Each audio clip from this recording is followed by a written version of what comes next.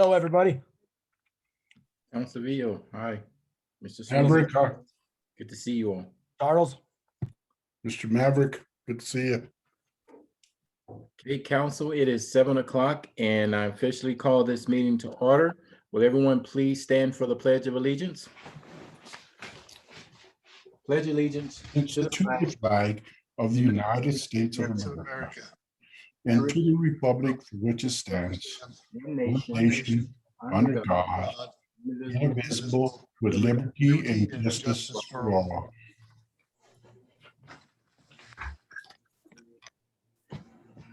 Thank you, council. Welcome, council and staff, to our first meeting in April 2021. Awesome. Okay, so first item we have is a roll call. Ms. Martinez, Okay. Mayor Coleman, here.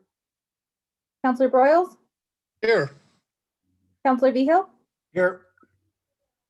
Councilor Hensley, Here. Councilor Griego, Present. Councilor Daniel, Here. and I do not know about Councilor Carson. Oh, there he is. So he's connecting. Councilor Carson, we're doing roll call. Here. Okay, all councilors present and a quorum has been declared. Okay, thank you, Ms. Martinez. Up next, we have the agenda approval. I recognize any hands. Anyone make a motion? Has the agenda been amended? No. Okay. I'll make a motion to the approve agenda as stated. Second. Okay. We have a Comment real motion. quick. We have a Just motion and a second. Do we have any other further discussion? I just Council wanted a Clark. point for clarification. Heather, didn't you say that there was going to be an amendment to the agenda? Three items changed, or was I mistaken? So we post the agenda far in advance of when we're legally required to do that. So we posted the agenda on Friday. We added 3 items on Monday, but that's still way before the 24-hour requirement. So we added it to the current agenda that you're approving. So those items were added on Monday.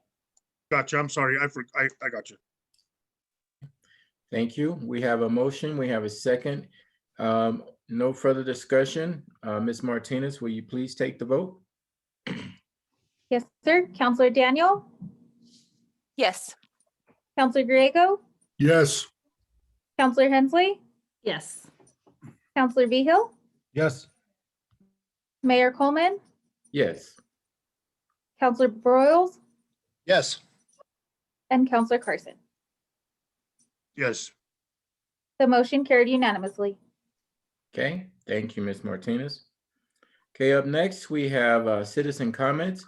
This is the section of the agenda to where we allow citizens to make comments. We do ask that you keep your comments to within 3 minutes. If you are still talking, when we reach the 3-minute mark, I will politely ask you to end your comments at that particular time. Ms. Martinez, will you please give instructions to those who would like to make comments during this section of how to raise their hand and be recognized so that we would allow them to move in to make those comments? Yes, sir. If you are on the Zoom app and you wish to speak right now, there is a raise hand button at the bottom of your screen. Click that and it'll show me that you want to talk. If you're on the phone, it is *9. Okay, so at this time, if you would like to make any comments, please raise your hand so that we can recognize you and allow you to make your comments. Miss, And I don't see anybody.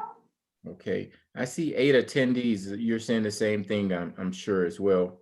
And okay, and we've given instructions of how to raise hands and we don't see any hands raised. So we're gonna go ahead and close this segment of the agenda and move back to the next item on the agenda. We have ceremonial items. Tonight, we're going to have 2 proclamations that will be read. One thing that I've tried to do as a team is have different council members participate in reading proclamations. And tonight we have Councilor Hensley, who will be reading the first proclamation, and Councilor Brawls, who will be reading the second proclamation. I also believe we have 2 people who will be making comments after those proclamations are read. And after Councilor Hensley reads her proclamation, we'll open it up for comments, and we will allow, I believe it's Shelley Martinez to say a few words. Okay. Is Miss Martinez, Shelley Martinez, on the Zoom at all? Is she? Okay. Yes, Mayor, I already let her in as a panelist. You did? Yes, Okay. I'm here. Okay. Hi, how are you doing, Miss Martinez? I'm good, thanks. How are you? Good. Before Councilor Hensley read the proclamation, do you want to say anything or have any comments before she reads it? And then we'll turn it back over to council. No, I'll just make a comment after. Okay. All right. Councilor Hensley, would you please do us the honor? Awesome. I am very honored to be able to read this. So whereas in federal fiscal year 2019, 3.5 million reports were made to Child Protective Services, and whereas child abuse and neglect is a serious problem affecting every segment of our community, and finding solutions requires input and action from everyone. And whereas our children, our most valuable resources, will shape the future of the state or jurisdiction, and whereas child abuse can have long-term psychological, emotional, and physical effects that have lasting consequences for victims of abuse, and whereas protective factors are conditions that reduce or eliminate risk and promote the social, emotional, and developmental well-being of children, and whereas effective child abuse prevention activities succeed because of the partnership created between child welfare professionals, education, health, community, and faith-based organizations, businesses, law enforcement agencies, and families. And whereas communities must make every effort to promote programs and activities that create strong and thriving children and families. And whereas we acknowledge that we must work together as a community to increase awareness about child abuse and contribute to promote the social and emotional well-being of children and families in a safe, stable, and nurturing environment. And whereas prevention remains the best defense for our children and families. Now, therefore, Ty Coleman, Mayor of City of Alamosa, and on behalf of the Alamosa City Council, we do hereby proclaim April 2021 as National Child Abuse Prevention Month in Alamosa, and urge all citizens to recognize this month by dedicating ourselves to the task of improving the quality of life for all children and families. Thank you. Thank you. Thank you, Councilor Hensley. Appreciate you reading that. Okay. Ms. Martinez, would you like to make some comments? Sure, I just want to thank the City Council for letting us for reading the proclamation, and always continuing to support us at TUCASA and the Children's Advocacy Center of the San Luis Valley. We were very passionate about this month, and we really do appreciate this time. And we also want to let the City of Alamosa know if they have any questions or if they want to talk to any of us at the Children's Advocacy Center at TUCASA to please reach out.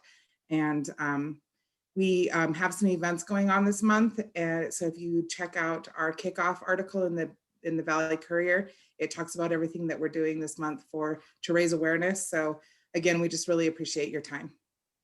Thank you. Thank you very much, Ms. Martinez. At this time, if there are any council members who would like to make any comments, I'll recognize you by raising your hands. Okay, Councilor Hensley, followed by Councilor Daniel. Sorry, I had to unmute myself. Shelley, I just want to thank you for everything you do and anybody who does help in this arena. I, in my past, long time ago, definitely was in a situation where abuse was in my life. And so I'm very thankful, and as somebody who really appreciates those that help others so that they can sort of change that trajectory and stuff in regards to what's happening to them. And obviously that idea of prevention is the best medicine, or the best way to handle this. So anyway, I just want to thank you for everything you do. I know you make a big difference in a lot of people's lives. So thank you. Thank you. I know Holly was, took down names of people who are also on that you can't see, that belong to our agency. So they're on too. I definitely am not doing this by myself. We are a team, and we are strong, and we're a family. Besides being a team, we're a family. So we appreciate it very much. Thank you. Thank you. Counselor Daniel. Thank you, Mayor. Shelley and the rest of the team at TUCASA and the Children's Advocacy Center, your services are so important to the youth of our valley and the youth that you serve. We know that the work you do is not easy. We know the stories you hear are hard and not okay. There are not okay things that happen to people in our communities, and we so appreciate the compassion, the caring, and the support you provide to those young people and the other people you serve who are also victims. Just thank you, thank you, thank you. And we so appreciate working with you. And I love working with you all. And I've definitely seen your family in action. So I appreciate the work you all do together. Thank you. Holly, I want to mention to you that I had given you Stephanie Martinez's name for the sex assault, and she is actually not feeling well. So Jennifer Hanna, if you could let her be the one who speaks, I'd appreciate it. Thank you. Okay, thank you. Thank you, Shelley. And I don't see any other hands raised for council members to make any comments to you, Shelley, but I too would like to thank you for everything you're doing in the community, not only you, but the entire team and staff.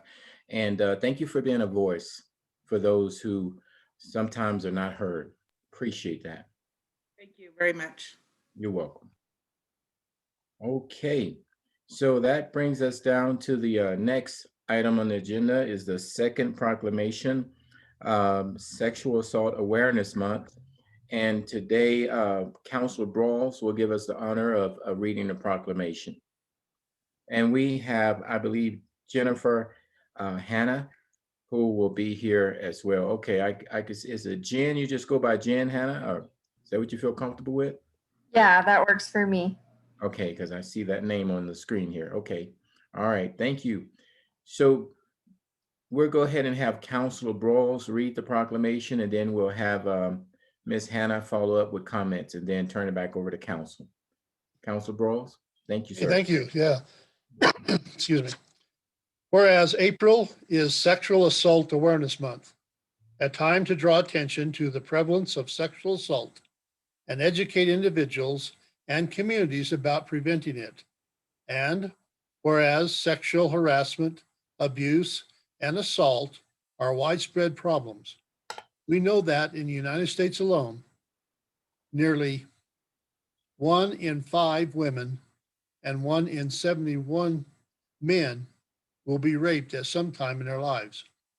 And whereas sexual violence affects individuals of all ages, backgrounds, and circumstances, and this occurs far too often frequently and goes unreported far too often.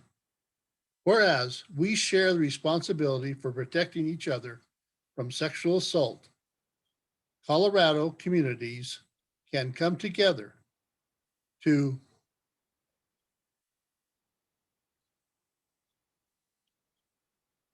increase awareness about sexual assault, decrease its frequency, hold offenders accountable, support the victims, and heal lives in communities now and into the future.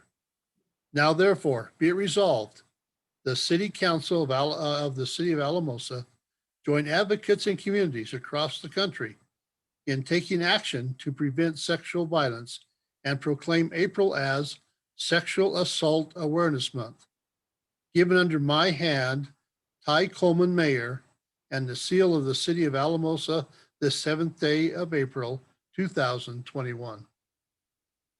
Thank you so very much, Councilor Brawls, for reading that proclamation. Thank you. Thank you. Okay, Jen, we're going to turn it over to you for any comments you may have. Awesome. Thank you all. I really appreciate it. And I definitely thought I was going to get out of it by Shelley just talking about all of us, but that's okay.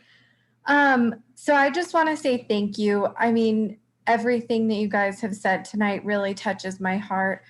Everything that we do at Tucasa means so much to me. And it's just to kind of connect everything that's been said. This kind of violence really thrives in silence, in shame. And so speaking out about it, having support from you all, from our community means so much to not only us, but to survivors. So I just want to say thank you. Thank you. Thank you for all the Thank you, advocates. And I'll open it up now to council for any council follow-up comments. So raise your hand. Okay, I don't see any hands. Well, I see one, Councilor Griego. You're muted, sir. Yeah, There you go. thank you, Mayor. And again, I want to just echo what our fellow councilors have said about Shelley and Jen and the whole group of Tucasa for all the stuff they do for our community and the San Luis Valley. You know, it's, as Councilor Daniel said, it's a hard job, and what they do is you know, there's no words to put to it. So we want to thank that whole group and both presenters for being here today. Thank you. Thank you, Councilor Griego. Okay, I don't see any other hands raised. So Jen, I'll just wrap up, and I just want to thank you all for being a beacon of light and hope for the people who are feeling hopeless. Thank you so much. Yeah, thank you. Okay. All right. Thank you, Councilor Hensley and Councilor Brawls, for reading those proclamations. Okay, that'll bring us on down to the next item on the agenda, consent calendar A. Anyone like Mayor, I to? move that we approve consent calendar A. Well, Okay, second. we have a motion and a second. Do we have any further discussion? Okay, Councilor Brawls. Councilor Brawls, there you I go. just wanted to say that, you know, if you look at our financials, they look pretty good. Our sales tax revenue for January, February, and March is up 9% over last year. So, you know, that in itself probably doesn't say very much, except we have a strong community and our revenues are holding fairly strong. Good point. Thank you, Councilor Brawls. Thank you for bringing that up. Appreciate it. Okay, we have a motion and a second. Do we have any further discussion? If not, Ms. Martinez, will you please take the vote? Yes, sir. Counselor Behill, Yes. Counselor Carson,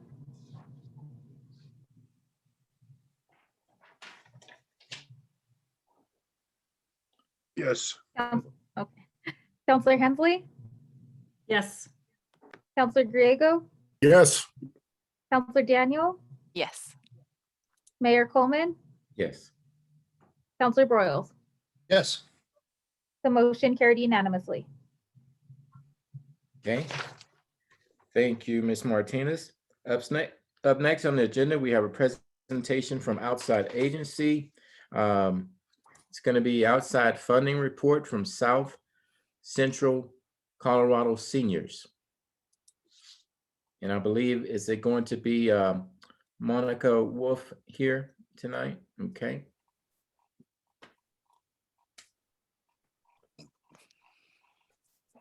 Okay, there you go, Monica. There you go. Good to see you again. Hi, it's nice to see all of you. Good. And thank you for taking the time and inviting me for this presentation. I know a year has passed. It doesn't seem like it's been that long, but I know for all of us, it's been a really hard year. Not just for our organization in regards to services and need, but I'm sure for all of you with requests for funding and help. And but I want you to know how much we appreciate it. especially for the funding that you have given us. With that funding, so that everybody's aware that that funding is used in our nutrition program. It also goes to help restore a place for meal service for us through the Alamosa Senior Center. And we really appreciate that. I know there's been situations here and there where we've wondered if we're going to have a place to host our meal site here in Alamosa. So with that help with the funding, it's definitely guaranteed us a place for our nutrition services. As we go and we look at the year, how it's passed, and though we're not through this pandemic, our services have definitely increased. And we talk about the nutrition program, and we look at the hunger that's out there. We look at the homelessness that's out there. But we have to remember that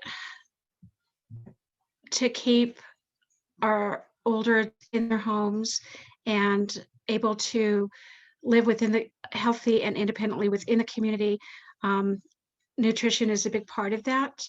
But we also look at other services that we offer that blend together to keep them at home. Definitely now a lot of our older adults have been struggling and going through isolation because they're not able to leave their homes. So many of them are not able to go to the grocery store. You'd be surprised how many have family around them but are not taking part in their lives. They used to rely on their friends, but their friends aren't getting out. And so naturally we see all this going on. I have to say that during this pandemic, we noticed and we found a lot going on in areas that we didn't even know existed. We serve community members, of course, within the community, and we do extend our services outside of the communities a little bit. But we have drivers that use their own personal vehicles, and so the extension outside of the communities is not very far. But with the help of partners and partnering with others to help in delivery routes and that type of thing, we were able to reach a lot more people, and like you said, in extended areas that we hadn't served before. Through the pandemic, we also had situations that were situations that we don't really think about, such as room and board that we helped individuals with because they didn't have a place to stay. We had a situation where we had an older adult who was living with her daughter, and when she found out that she was affected with COVID, she was evicted from the house with no place to go. And this is just one situation that we helped with. We did support her and help her with a week's worth of room and board by way of a motel. And then, of course, the county then took over that. But that's just one situation.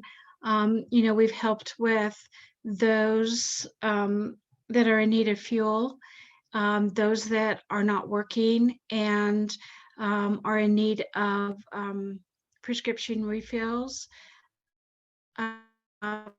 So there's a lot of areas that we've touched outside of just the hunger aspect and the malnutrition. So I just wanted to point those out. We've helped a lot home, that, well, we know what those are, but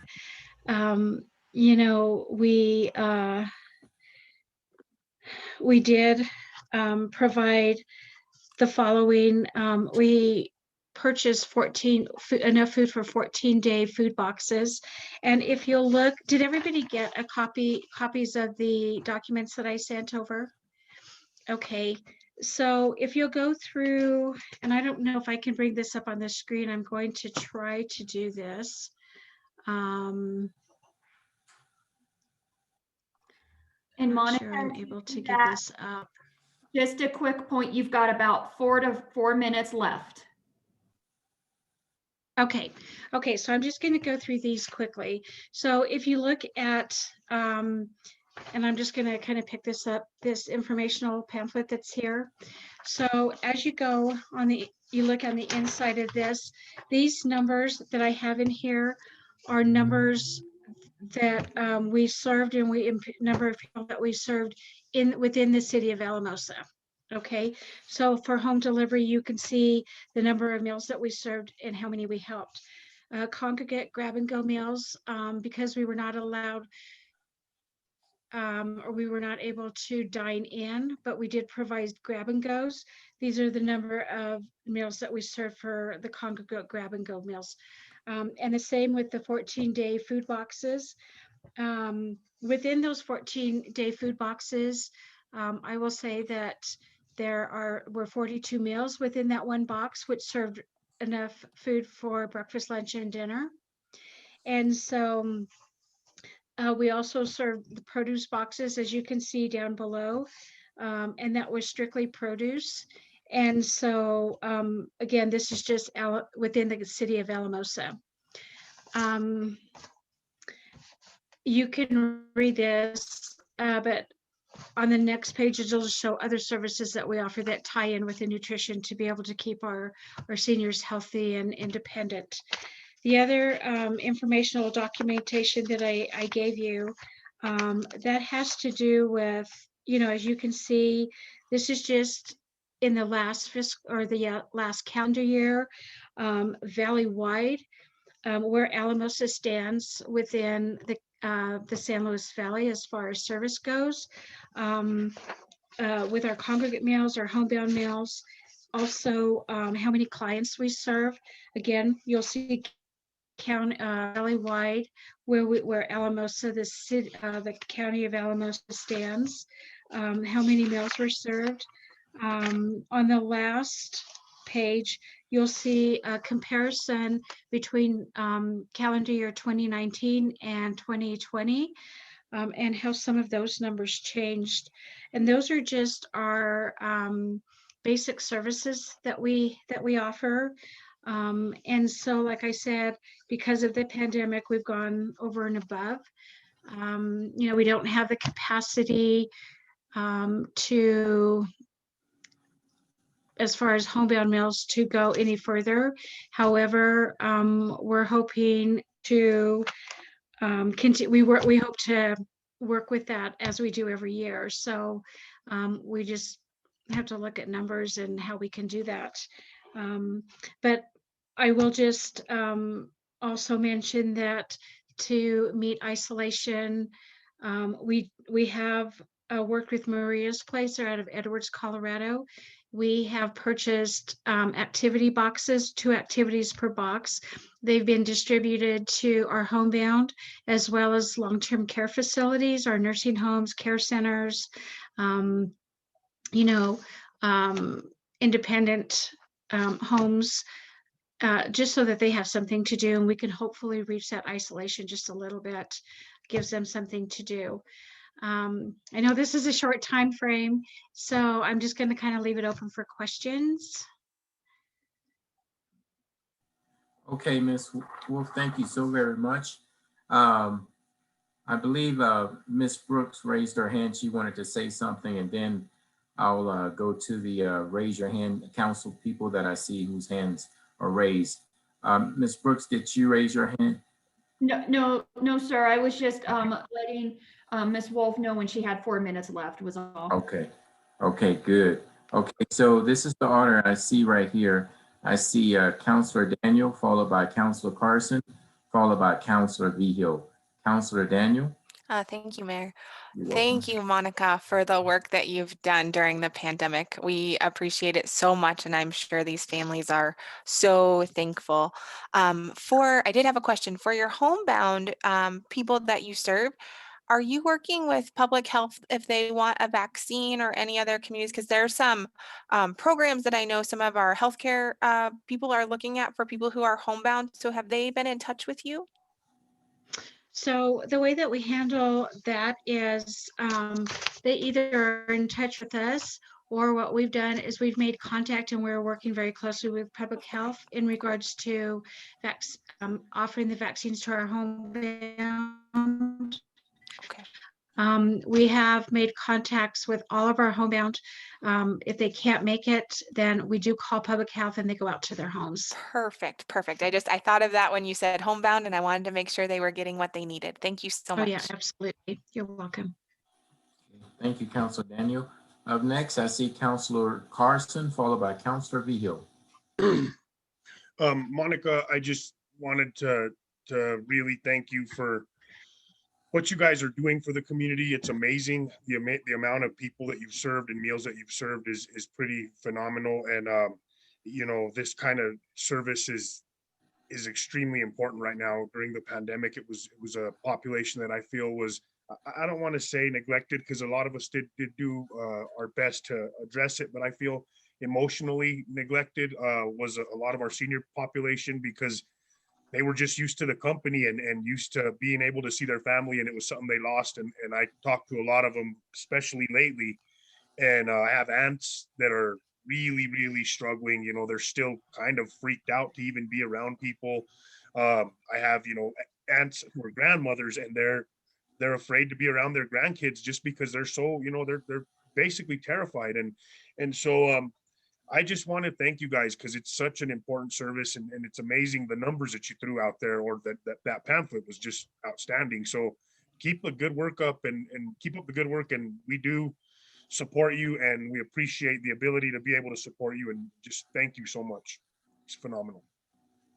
Thank you. Thank you, Councilor. Thank you. Okay, up next, we have Councilor Vihil. Thank you, Mayor. Yes, Monica, thank you for coming here tonight and presenting to everybody. And I'm really happy that we're doing these funding reports so that we can highlight a little bit of what our money can do to help people in town, especially the elderly, especially during the pandemic. I think it's really awesome. I mean, well, what you guys were able to do with that one person who got COVID and got kicked out of their house. Like that's insane. And you all were able to come in and help them, you know, and that's what your group is all about. And if a couple dollars from the city of Alamosa went to help out with that, well, then that's awesome. And I think we need to highlight that and what you guys do, especially what you all have done over the pandemic. So just thank you for all that you're doing. And my second part was also the question from Miss Daniel about the vaccines. If you are able to help those seniors, if they don't have the information, or if they're not tech savvy, or if they don't know how to access a vaccine, if you guys can help with that too a little bit, tying them in with public health. Thank you.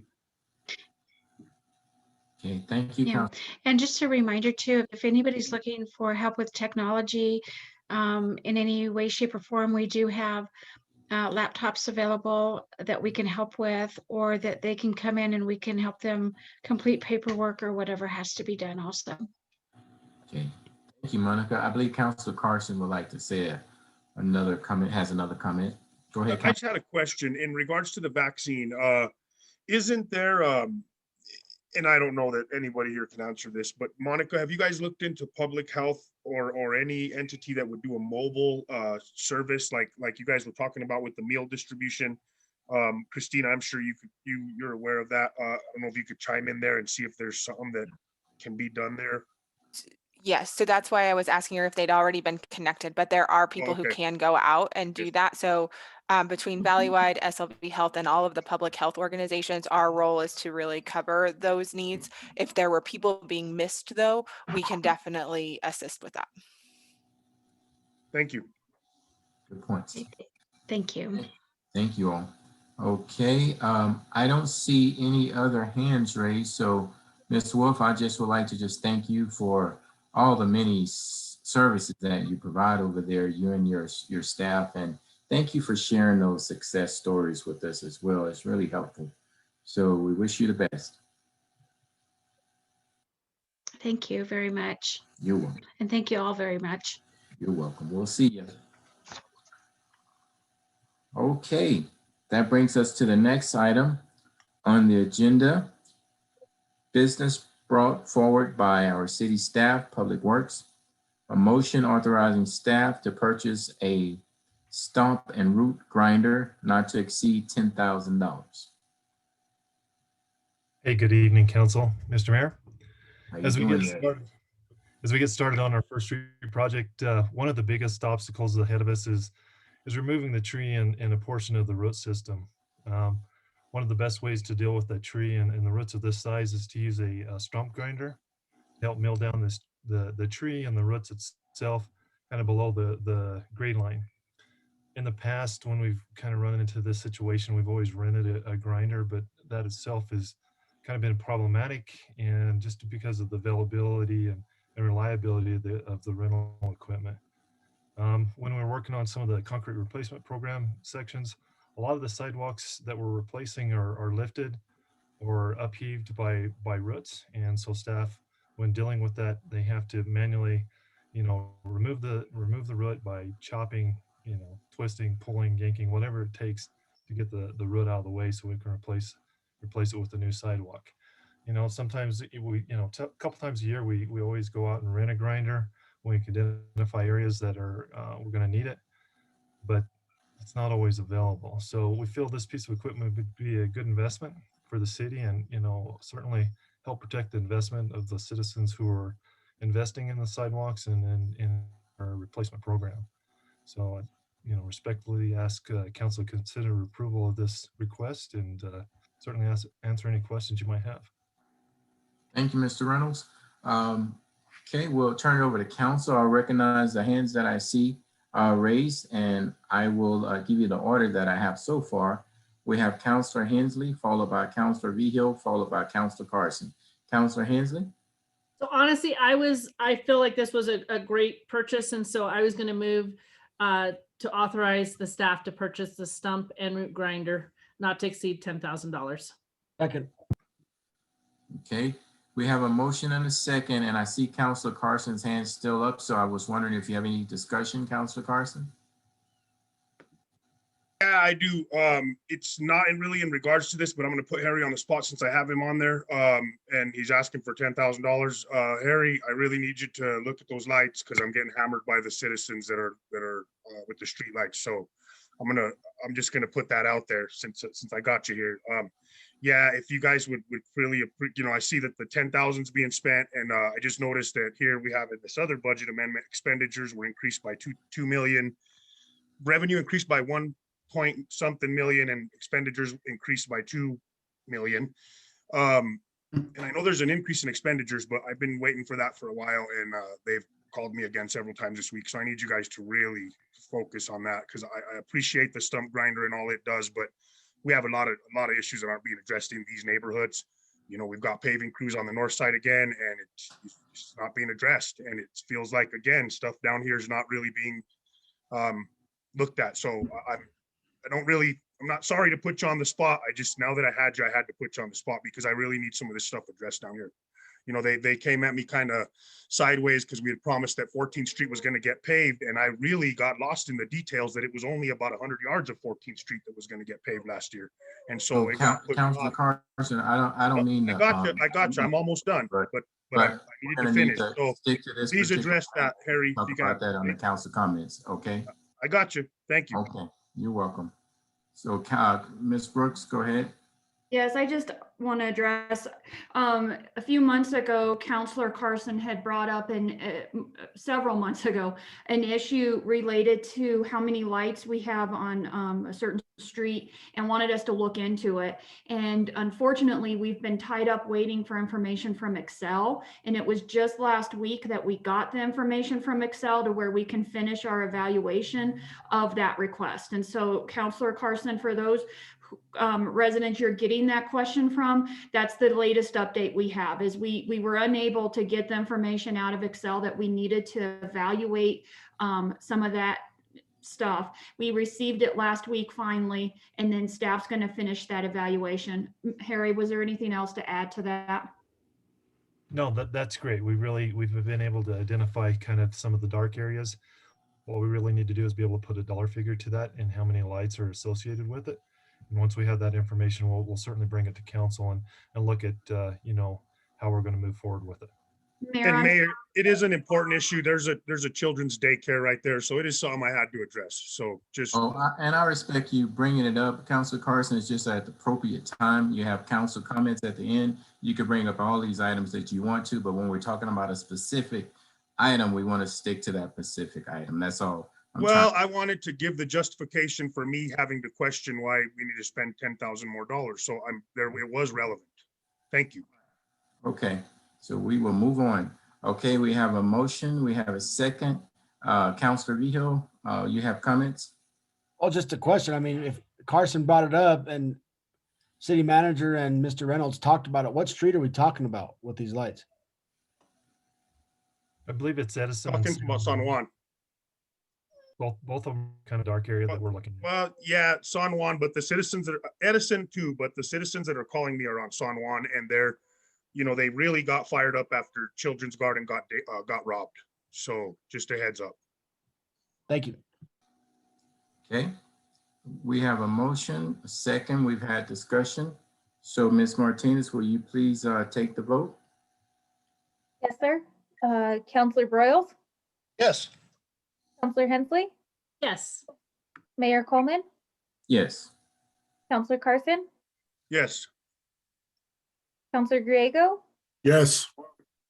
Councilor Vigil, Yes, because this dump grinder is going to be used across the city on the north side and the south side. and Councilor Daniel. Yes. The motion carried unanimously. Okay, thank you. Thank you, Ms. Martinez, and thank you, council. Okay, up next on the agenda, we have a public hearing and a resolution number 4-2021, proposed budget amendment number 1, making supplemental appropriations and authorizing expenditures in excess of amounts budgeted for by the city of Alamosa in ordinance number 24-2020. And thank you, Mayor. Lisa, before you start, did you want me to share the screen that has the ordinance with all of the different adjustments? That'd be great. And just so council will know, after Lisa finishes, we'll open it up for a public hearing, and then I'll bring it back over to council, okay?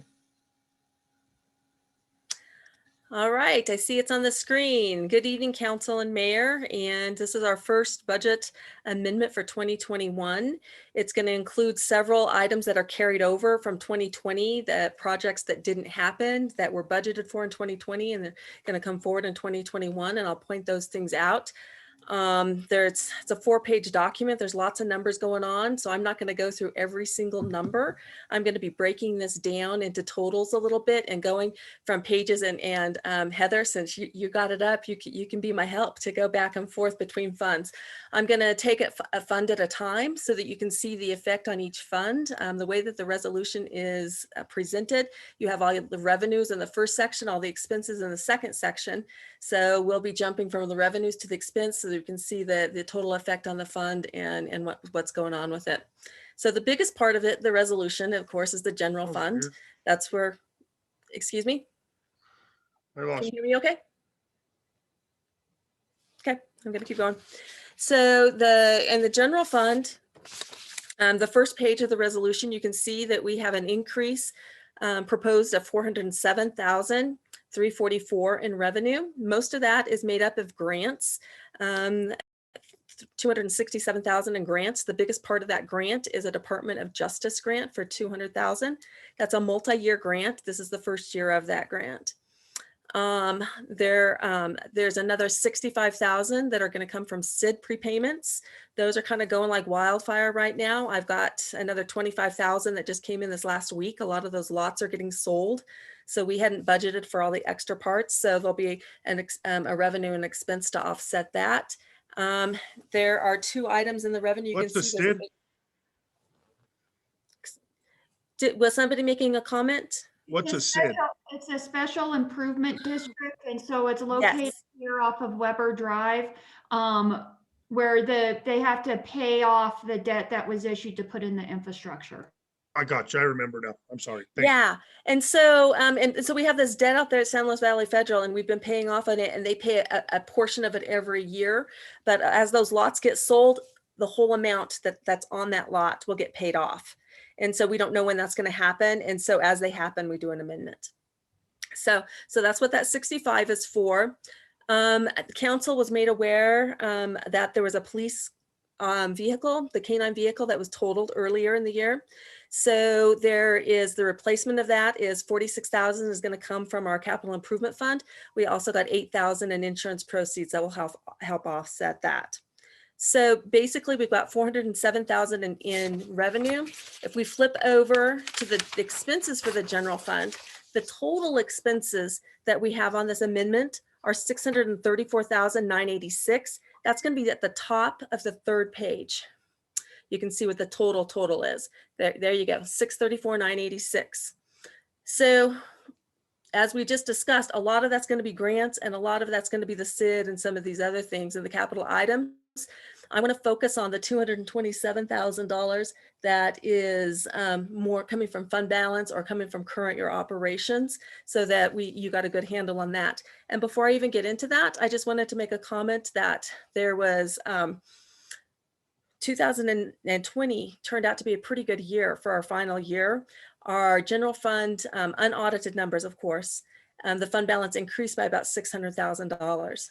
So, and part of that increase is that we didn't finish a few projects, which you'll see in here, which get carried forward. So I just wanted to point that out as we start saying, oh, we're going to spend some of the fund balance. We did have a good, healthy increase of our fund balance from 2020, and we already started with a healthy fund balance to begin with. So to get going here, you'll see when you go through here, I'm just going to point out there's a 0.5 salary increase that you'll see over and over between all of the departments. Those are for the, when we were we redid the pay plan to be in compliance with the minimum wages and to bring things through, so which had already been brought to council. For the general fund, the total effect of that was about $20,000. So that's in this ordinance. Included in this ordinance also are some carryovers, about $16,000 for beautification projects, for Artscape. So just some carryovers from the fund balances that had been approved, from the budget that had been approved in 2020 that never got spent. So those are getting carried forward now. The first line you can see there from the legal, there's about $10,000 on some projects that Eric's working on that is going to go over the budget that's currently available. So that needed to be increased. That's going to come from fund balance. If you go down under Fund 15 HR, there's going to be $61,000. That's a pretty big increase. We got hit with our insurance renewals this year. They went up about 30% from the prior year. And so we had budgeted to go up minimally, and we really got hit. There was a lot of discussions. We got them down as much as we could, but that's what we got hit with there. So that needed to be addressed with this budget amendment. There is, there $10,000. And as I said, I'm not going through all of these because a lot of them are related to grants and whatever. So if they're already funded, I'm just letting you read that on the sheet. That another non-funded item was $10,000 we're going to be hiring a new director of development, which has already been brought before council. And so we're out of office space. So we are going to be remodeling a little bit of the office space and creating another office. That's going to cost about $10,000. To the side, it says that there's a $5,000 grant pending. We were awarded that grant. So it's going to, but that was after we had already published this. So that will be forthcoming. Another item, if you keep going down to IT, Another item that the council is aware of, the $38,500 for the video system. That was come from fund balance reserves. I wanted to make a point of this, that there will be grant money available to us through the new federal program, and this will qualify for that. And just a caveat on that new grant funding that's going to be coming in the next few weeks, the next month or so, it's we can go all the way back for any COVID related things, all the way back to the beginning of 2020. And so we'll be recapturing some other expenses that we'll be able to put in there, but this definitely meets the criteria, and we should be able to get this completely funded at that time. But since it hasn't been awarded, we're stating it's coming out of fund balance at this point. And for council consideration, we will have this for discussion at a different time in regards to that federal funding. We are waiting for clarification from the Treasury on what it can be used for. And obviously we will create a list, and then council will have a very thorough discussion and vote on those items at that point in time. Yeah, there's a lot of unknowns to it right now. It just, even the dollar amount, we have some idea, but we don't know exactly yet. So there's a lot to be forthcoming on that. So there'll be a lot of discussions around those grants. Some other non-funded items. I think the biggest one that's left is really, if you keep going down just a little bit further, there's going to be a $55,656 item. There it is under Department 29. And that is for our new position for the Director of Development. And next to that one, you'll also see that there's a grant pending for $25,000. And that looks promising, but we have not been awarded that yet. So hopefully we'll get some help for this first year for that new position. So that's what's going on with the general fund. We'll skip over to the enterprise fund, go back to the revenue if you don't mind, on the first page. And we'll be bringing in an extra $224,000, almost $225,000. Most of that is made up of grants, 2 separate grants, and then a carryover from the capital improvement fund for a transfer for a hook truck that hadn't been previously put into this year's budget. So that would have been something that was on the CIP plan that was already approved. If we'll flip over to the expense side of that, you can see that our expenses for the enterprise fund are projected at $391,479. So obviously they don't coincide exactly, but the biggest part of this one, if you look at that last number that's down there under Department 36 WTP, there's $179,729. That's a carryover for the water membrane project from last year. So that was a number that was budgeted for in 2020, which Public Works wasn't able to get done in 2020. So that's just moving it over into this year. And that's the biggest amount, part of the unfunding for the enterprise fund. When we move over, let's just go through the expenses just for a second, if you don't mind, because there's not a revenue source for the next few of them. And the next one we'll look at is the capital improvement expenditures. These are expenditures that there's $141,000. And these are all ones that are in the general fund and the enterprise fund. And those are transfers of a healthy fund balance and from the CIP plan, other than the police department car that needed to get over there just a year early. Then on the street trust expenditures, we've got a budget increase of almost $65,000. Again, that's a carryover from the state street design. And that was budgeted for in 2020, and it's going to actually happen in 2021. So it needed to get put onto this year's budget. Conservation Trust Fund expenditures, we've got $19,000. This is for windows and some spin bike feet. And there was, I'm not sure exactly what happened in the ordinance, but you're going to see it in the Conservation Trust Fund and the next fund, the Community Rec Fund. There's going to be several items that were on the CIP approved plan for 2021 that did not make it into the final budget for 2020. And so that's why there's going to be no revenue showing right here, because it should have already shown up in the regular budget as coming through. So there's $19,000 here in the Conservation Trust Fund.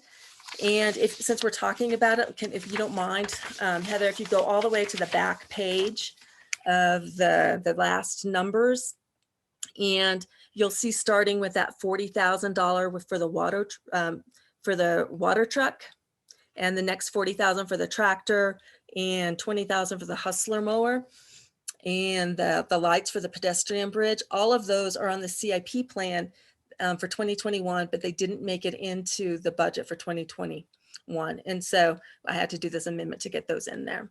So it's about $100,000 of those expenses there. And when Lisa says that they didn't make it into the budget, we did run these in the 10-year. It just, and council approved it in the CIP. This is when we discussed lowering the overhead charge we charge to Parks and Rec so they can do more capital projects. So these have been approved by City Council. They fit in within our 10-year projections as being okay. They just didn't actually get put in the budget. To the actual ordinance. Thank you for clarifying that for me. It made sense when I said it, but it sounded much better when you clarified it. Thank you. So when we're looking at the community rec fund, we've got $598,000, almost $600,000 of grants that are coming in for 2021, which is awesome. And so that's all the revenue that we're showing, and we're showing expenditures of $831,000. So that leaves us with the whole of 232. We just discussed 100,000 of that whole was for those capital items that have been previously approved, but not on the first ordinance. And the next biggest part of that, the most major part of that, if we go down to the expenses, let's see, go up just a little bit, I think. Yep, there we want to go. So under the recreation, you'll see there's a big line item there for $295,695 for carryover the Montana Azul Park. And that project is getting completed now. The grant ends on 6/1. So they're finishing up that project. We'll get 175 this year to help fund that park. But out of fund balance, it's going to be about 121,000.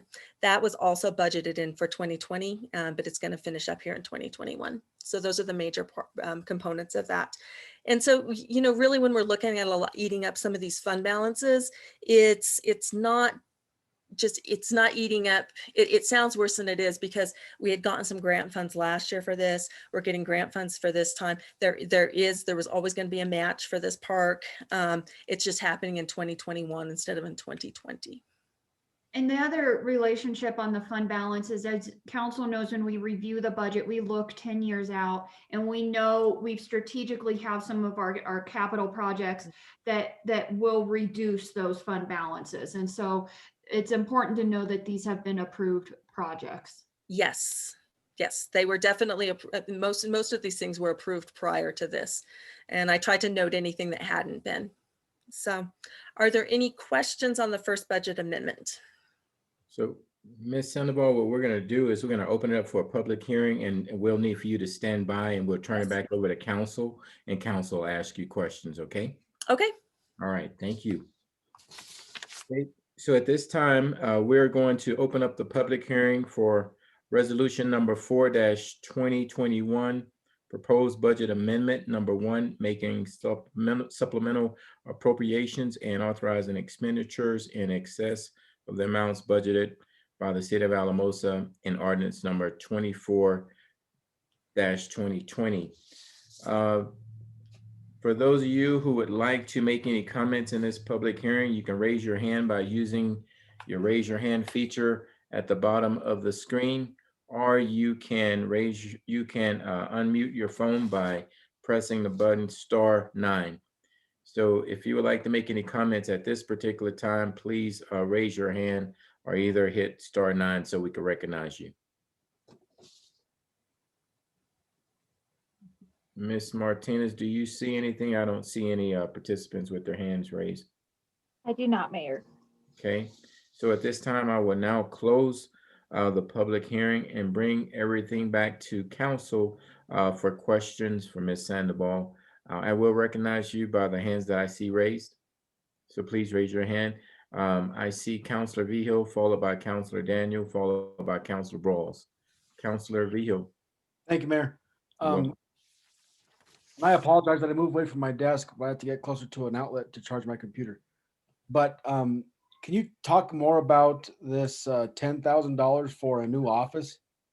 So, yeah, what I can do is when we're hiring the new position, as council authorized us to do, which is the Director of Development Services, we have to place them somewhere. We don't have an empty office. So similar to when we constructed the office for the Economic Development Director, for the City Attorney. So it's very low cost because a lot of it's internal, but we do have to construct an office. And we did successfully receive a grant for half of that cost. So it won't be 10,000, it'll be 5. It'll be 5.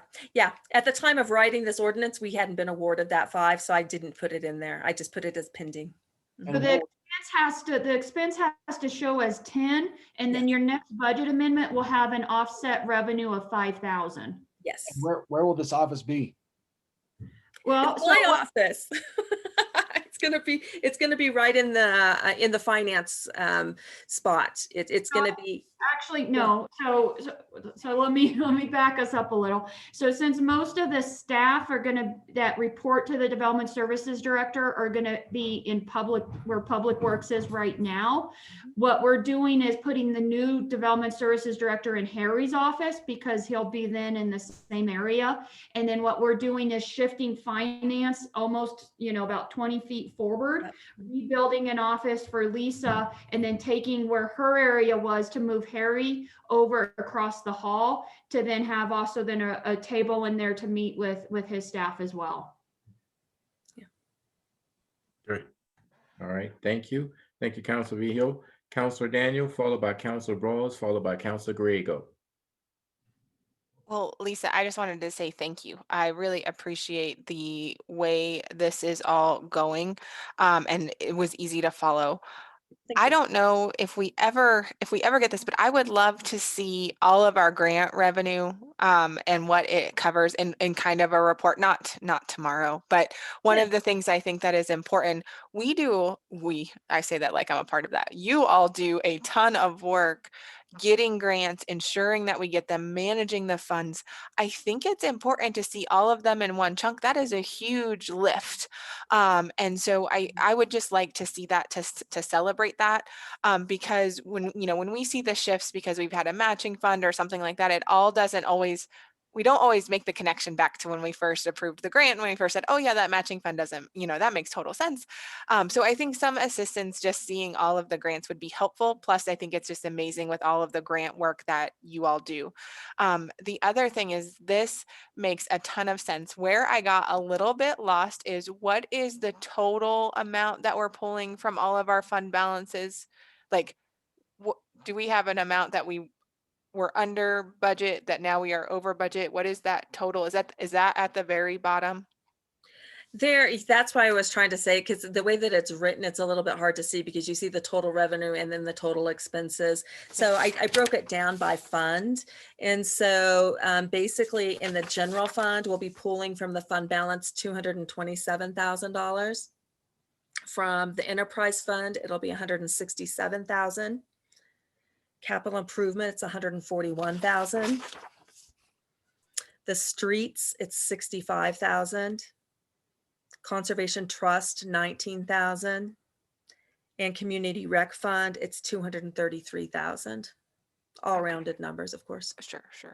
Okay. And Councilor Daniel, if possible too, I'd like a little bit of time maybe to get with Lisa because when we throw this language around, we might be meaning different things. Okay. So while that's reducing the fund balance, that is potentially different than what is been approved or not approved or wasn't in the budget and should have been in the budget, like some of those types of things. And so I just think it's a little more nuanced than just that. So if possible, we could provide those numbers and send that to you early next week.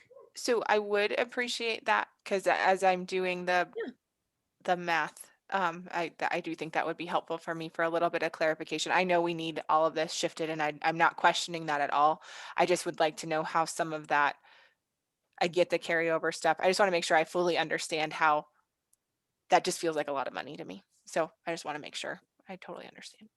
It is a lot of money. And that's one of the reasons I tried to bring out a little bit of the, the general fund, how we really did, and several of the funds, well, that was the biggest one that we really did go way under budget. We were about $1 million under budget in the general fund for 2020.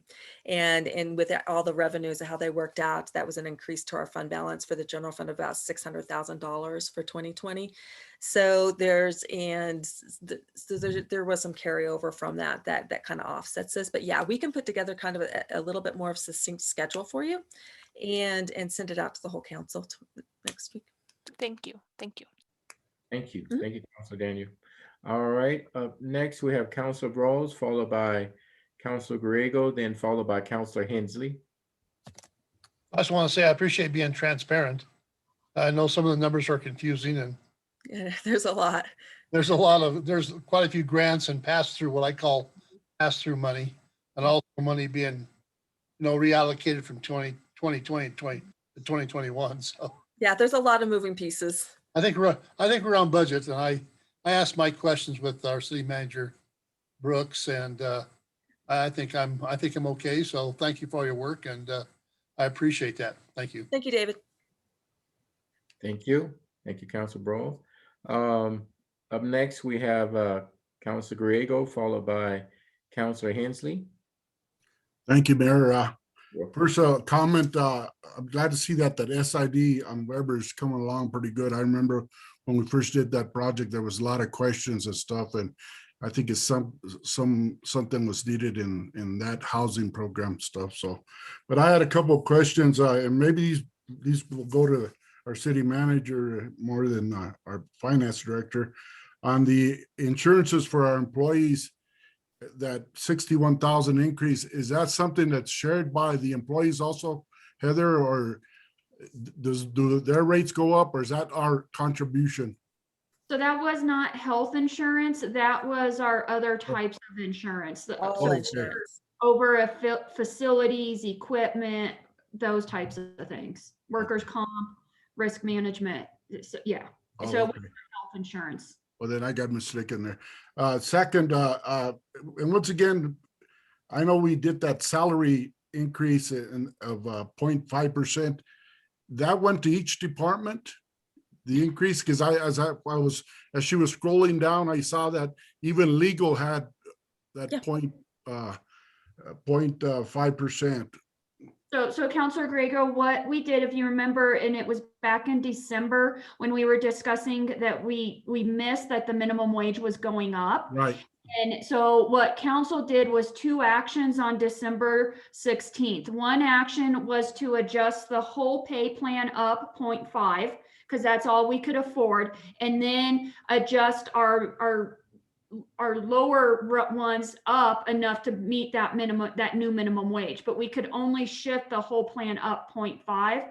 So that shifts everyone up 0.5. And then you also had, so that was ordinance 28-2020. You guys also that same night made a motion authorizing the pay increase of a 0.5% to the entire. So that's why it has to hit every department.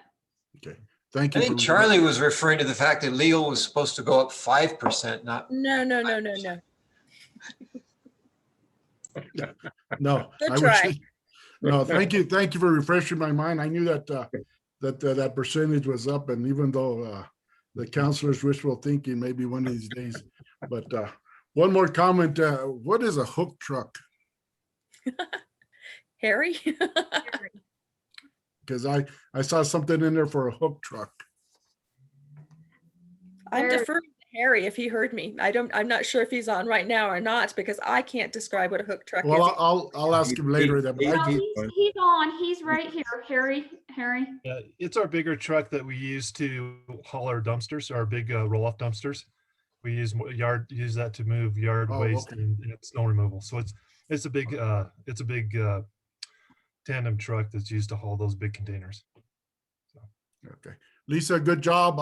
It's a lot of numbers, a lot of stuff, and it's good to see the staff working together and put this. We're moving forward, and the trouble that everybody was in this year, it still looked like our numbers are still going up. So It's good to see that. It's kind of part. amazing, wasn't it? Yeah.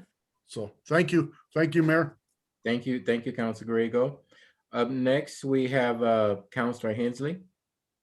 Yeah, awesome job. I just have one really quick question. And it's probably something where I'm just not getting it, but on the police car that was totaled. Yeah. And I think I saw it where we actually paid a fairly, we paid a bit of money to replace it, and then the insurance seemed quite a bit lower. How does that work? Because with insurance, I mean, I like usually when you have something happen to your car, the deductible, and then they pay for the rest of the car. So I'm just curious. So the replacement value of what happened, the vehicle that got totaled was only 8,000. Oh, But we That's had it within 2 years, we were replacing that unit. So we had been saving up for it. So makes total sense. Thank Yeah. you. Okay. I don't see any other hands raised, so Ms. Sandoval, I would like to thank you for the work that you do and making everything so clear when we're looking through those reports and numbers and things like that. To me, it's just exciting to see these adjustments because it looks like our city is continuing to grow. So it's a good thing. It's really a real good sign. Thank you. Thank you. Okay, you're welcome. You're welcome. So at this time, Council, I will accept a motion if someone would like to do so, if we don't have any further questions. Councilor Daniel?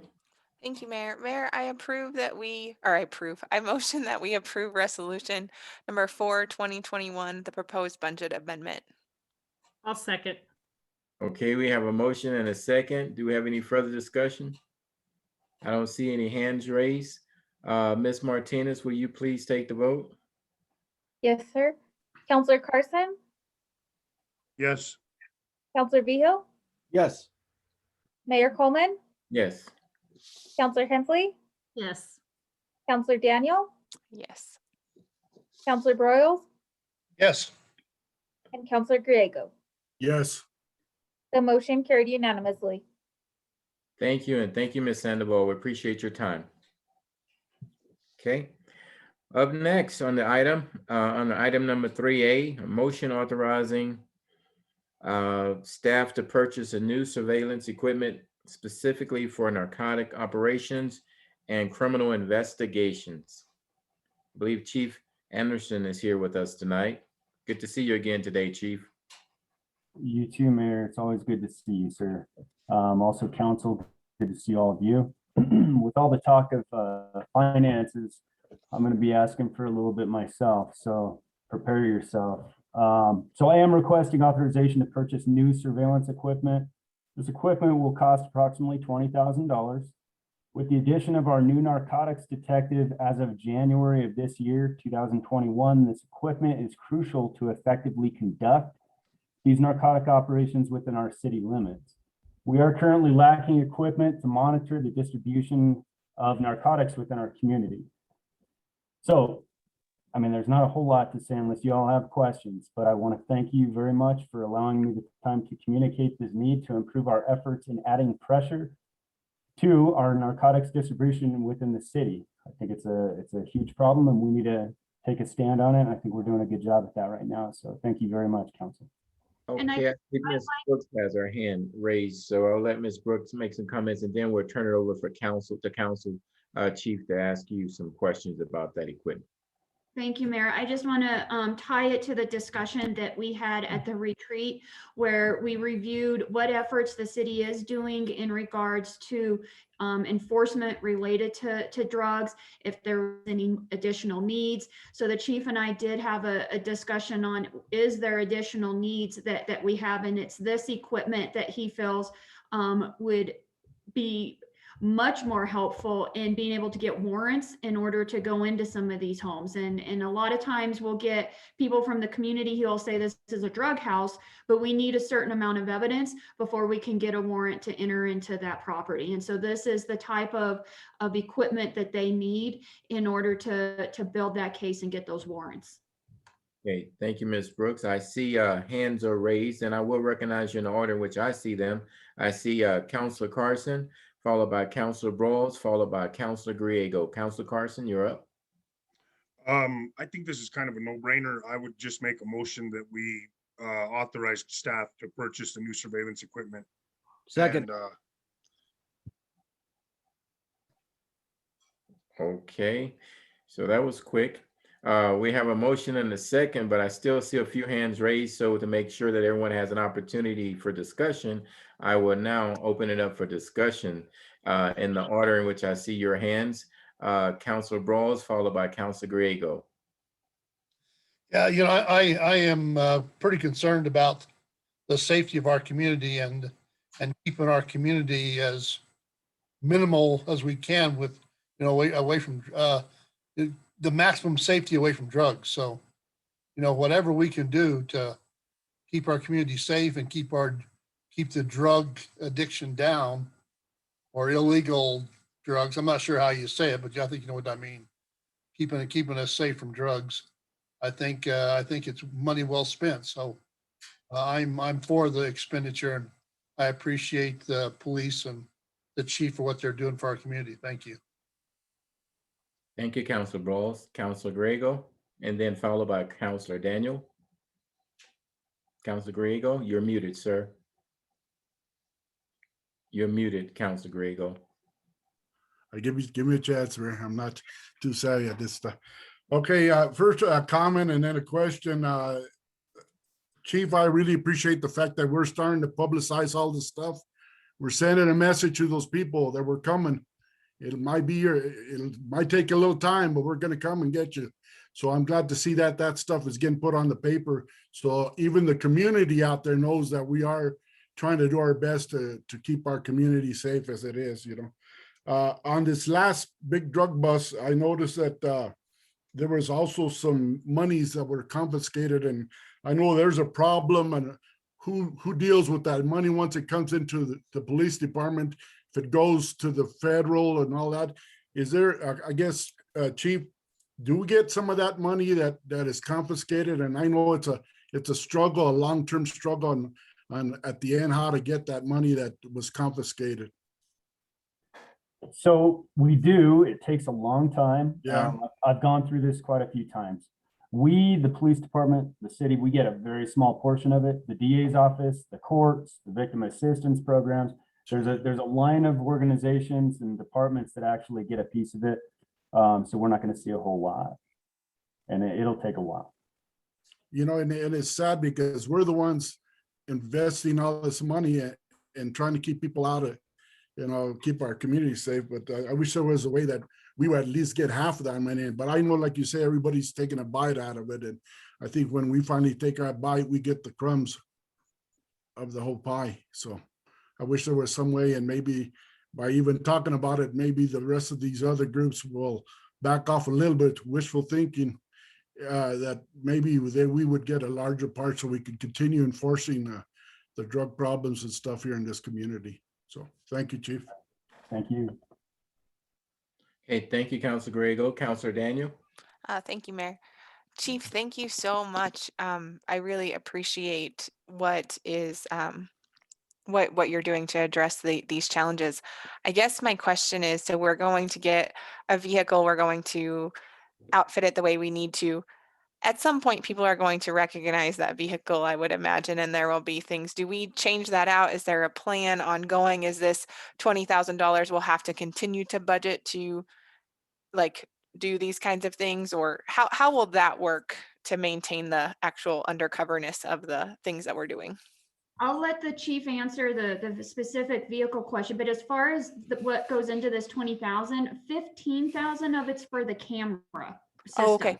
That won't have to be repeated. The remaining 5 is related to what we need to do from a vehicle perspective. But Chief, I think her question was more than it was more of how effective will this be type of question. Right.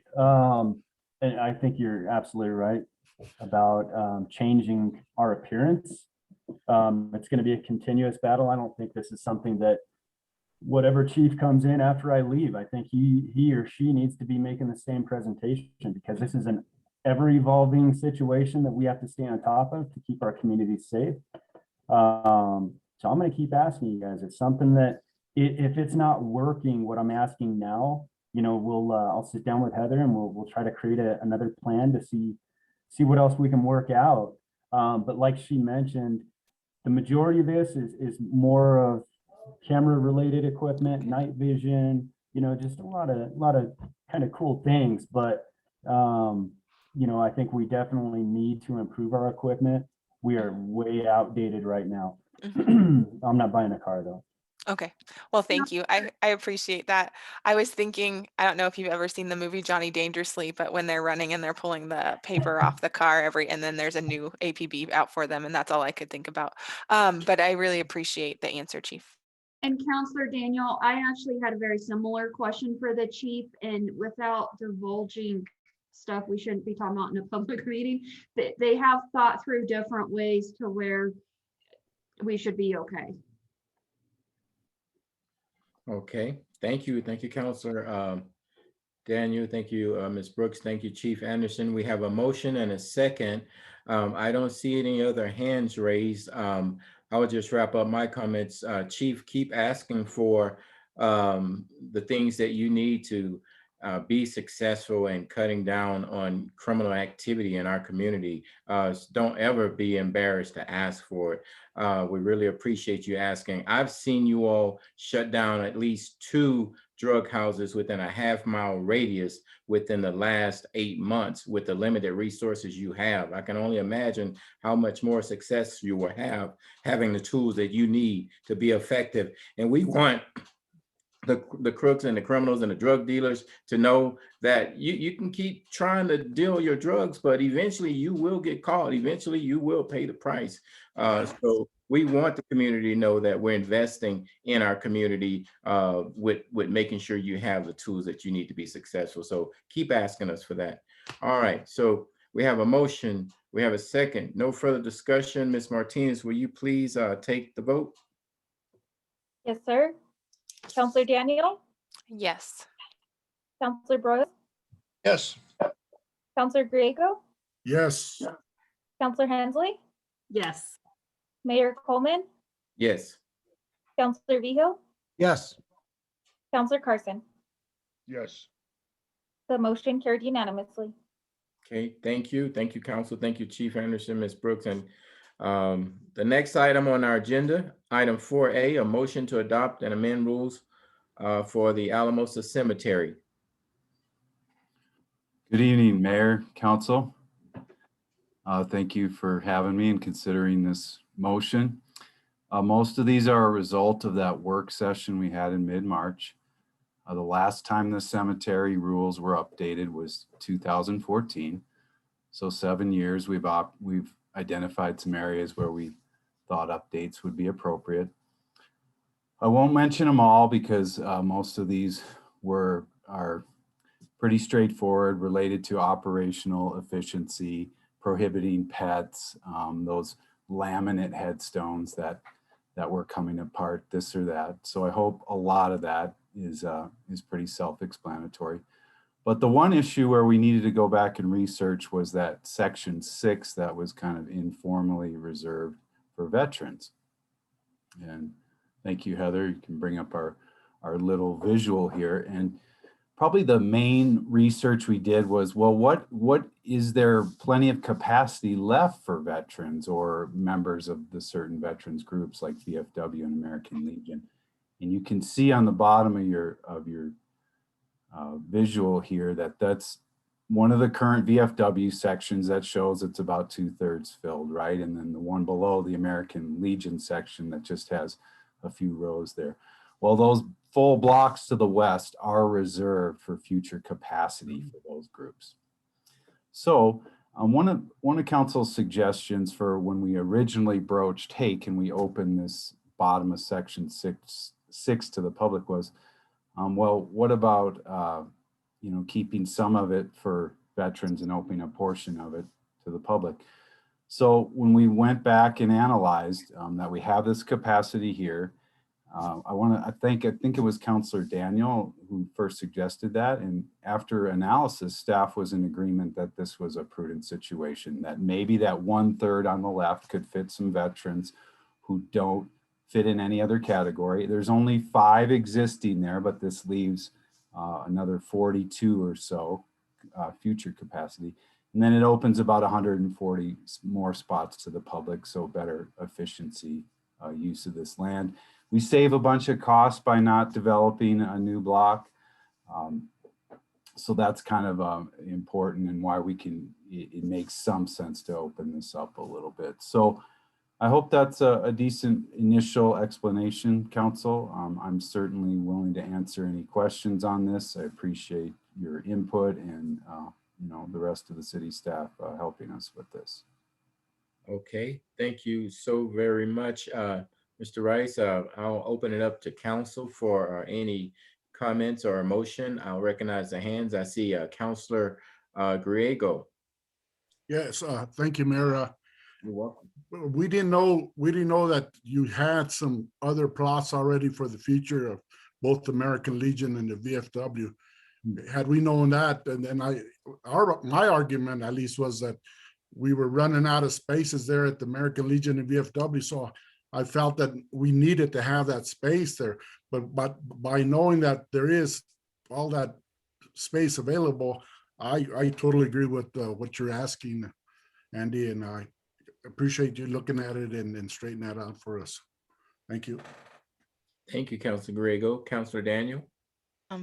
I too, Andy, really appreciate the analysis and keeping that space for people who aren't associated with the VFW or American Legion. So thank you for that. Our people who have served our country deserve no less than that. They deserve a lot more than that, but they deserve no less than that. And so if there's no further comments, I would move that we adopt the amended rules for the Alamosa Cemetery. Second it. We have a motion and a second. Any further discussion? I don't see any hands raised. So Ms. Martinez, will you please take the vote? Yes, sir. Counselor Vigil, Yes. Counselor Carson, Yes. Mayor Coleman, Yes. Counselor Hensley, Yes. Counselor Griego, Yes. Counselor Broyles, Yes. Counselor Daniel. Yes. The motion carried unanimously. Okay, thank you. Thank you, Council. Thank you, Ms. Martinez. The next item on our agenda is item 5A, a motion authorizing the city manager to sign the amended agreement ad hoc annexation cost recovery plan. Thank you, Mayor. I'll actually be covering this one. In the late 1990s, the city of Alamosa entered into several different agreements with property owners for the construction of the Craft 160 interchange, and it was a fairly expensive project. Some of those agreements, they were paid and they've been closed out, but there were kind of two groups where the ball was dropped from a city perspective as far as attaching it to the property. And so when we had staff turnover, the memory of some of these payments needing to come in wasn't being followed through. So it doesn't negate the contracts that were signed, but it does make it from a partnership perspective a little bit uncomfortable when we're going after the fact and trying to collect on some revenue. The Southways and Martinez's, that was one group that has been closed out, and those payments have been being made.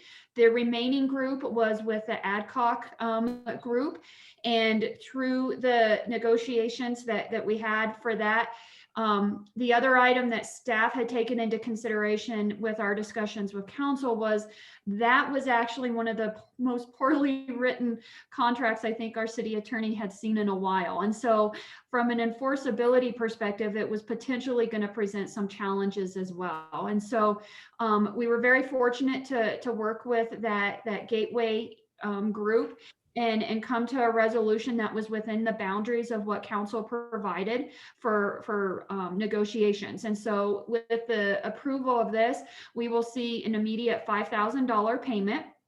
There's still $22,000 and some change owed for lots that have already sold, but they will have a time frame to, if a lot sells, they'll pay it at that point, or after 5 years, they'll make 3-year payments on it. So it's not open-ended. So we will collect the amount that is due by the lots already selling. And then there's still a remaining 12.1 acres that if those lots sell, we have an agreed upon $450 per acre for those items, which was within the direction that council gave. So this is exactly what we had explained to council and is before you tonight. $4,500 per acre, Ms. Brooks. I think you just misspoke Thank there. you. I dropped a few zeros, 4,500. Thank you. Thank you, Mr. Sweezow, for that correction, and thank you, Ms. Brooks. Okay, Councilor Griego. Yes, thank you, Mayor.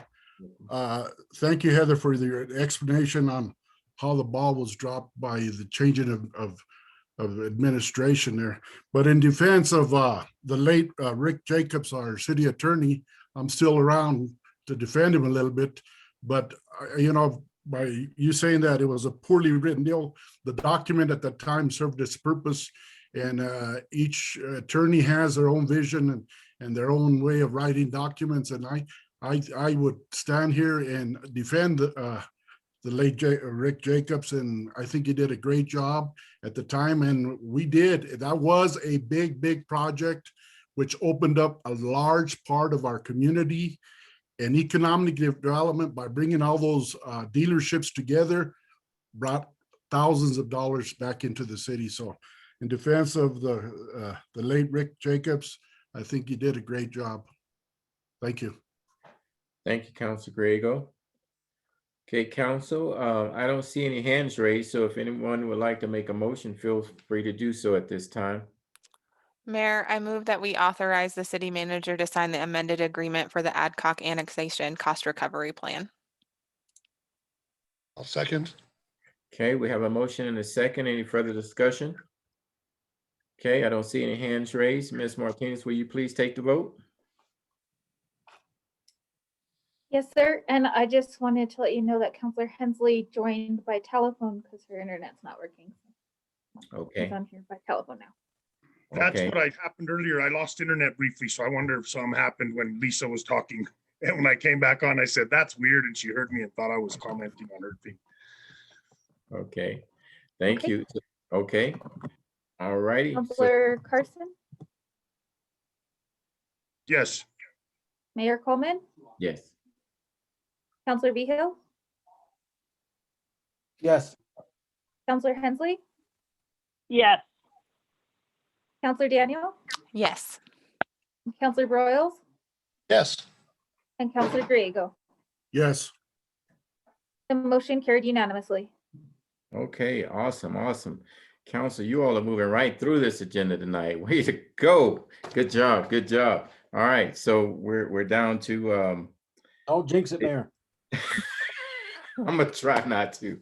I'm just trying to prep you all for this next item. So the next item on the agenda is 5B, a discussion on returning to in-person city council meeting. Thank you, Mayor. You're welcome. To give you guys a little bit of background, and then you guys can just discuss this at your leisure.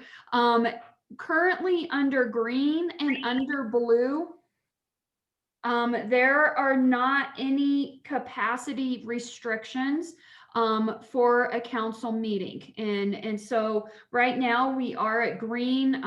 I've seen that the numbers have gone up though, so there's a chance we might get put back in blue, but it's actually for green or blue, there is not a limitation. And so really what it would come down to is what council's comfort level is. I did go into the chambers to measure kind of, because it's been a while since we've been there, to find out what the distance actually is between the chairs, and it's only 1 foot. And so it's something where we do not right now have the capacity to spread it out and still have the microphones in the voting system. So it's either all of you guys are comfortable and are good sitting up at that seating area, or if some are willing to do the hybrid where some are doing in through Zoom. There's that potential as well right now.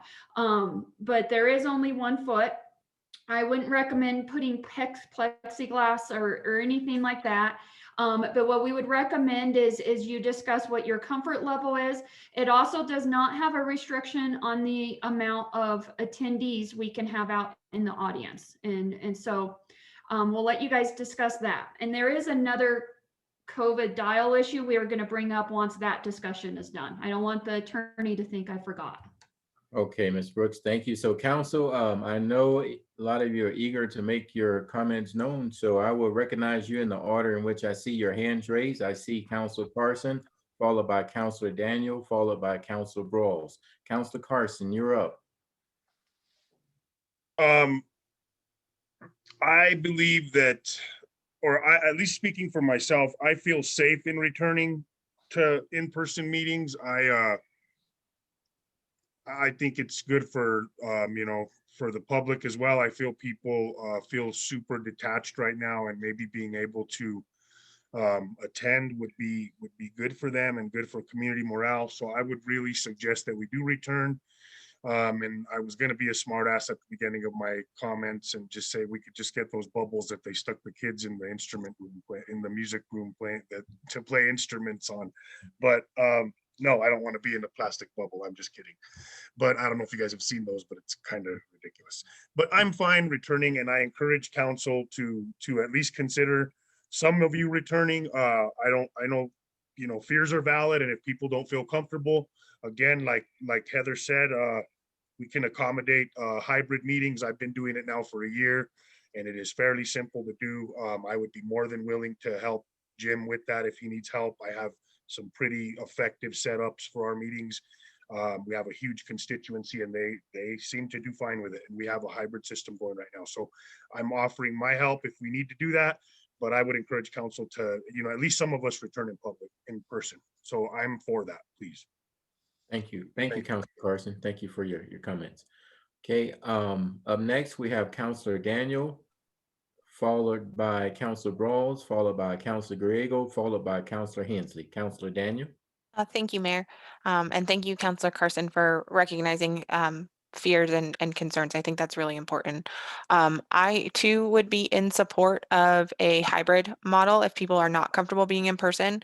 I would say if we come back in person, my request would be that we all model appropriate mask wearing and everyone in the audience wearing masking, and as much distance as possible for our audience members as we can manage. We're all going to be facing forward, not that there's not still aerosols and things like that. But if we're at the podium or the dais, we can focus our energies and try to be reasonable and responsible and wear masks. But I also think that should be required of others in the room. And if people aren't comfortable with that, if they're not comfortable with the request for masks, then I think we need to revisit whether or not we should be in person, because I do think that is still a recommendation by the CDC. It's still a recommendation as we're getting together. And because we won't know who's been exposed to who and things like that still, and there are potentials for spiking and variants and things like that, I think we need to be reasonable and responsible. But I would support us getting together as long as we follow all of the masking guidance and we do our best to keep people as safe as possible when they're in there with us. Thank you, Councilor Daniel. Appreciate that. Up next, we have Councilor Brawls, followed by Councilor Griego, followed by Councilor Hensley. Well, yeah, my concern is wearing masks, because I just don't see how we can be talking like we're talking with masks on. And I guess I don't, if we're a green level, I guess I really don't see the need for a mask. Okay, thank you, Councilor Brawls. Thank you for your comment. Okay, up next, I see Councilor Griego, followed by Councilor Hensley. I appreciate everybody else's thoughts, but I think we're so close to where we won't have to wear masks and do all this other stuff, I think we should wait. You know, I hated Zoom. I was against it from day one, but it works. You know, you made a believer out of me, and but I think we're so close. And plus, I've gone through COVID. I know what it is to go through that. You know, so it's you know, for us to go and just one person gets sick out there, just one, it's too tough. You know, and it's working. The system we got right now is working. If we could wait a little longer, you know, I know everybody's in a hurry. You know, that I'd like to go there and hug the girls and say hi and everything, but until we can legally and do it right, safely, I would say let's hold up and until everything gets back in line where we can do it. So, thank you, Mayor. Thank you, Councilor Grego. Thank you for those comments. Councilor Hensley. So I'm supportive of us getting back in person. Obviously, I'll respect that if others don't want to, but I really do feel almost all the meetings I'm going to starting in this last week are all in person now. And obviously we don't have to report, but like I know I'm getting my second vaccine next week, so I'm not sure where we're at with the vaccine. So obviously feel much more comfortable. And then as far as masks go, we have microphones. And so I will tell you, I teach all day with a mask. I'm not the biggest fan of masks, but it is what it is. And it honestly, I teach all day with them. It works. And with microphones, they can hear us fine. So anyway, so from my thought, I do really think we're at a point, I know we're very effective through Zoom, but I do think there's that other level when we're in person. And I know some of our people from the city would like to have us in person again and like to come to meetings as well.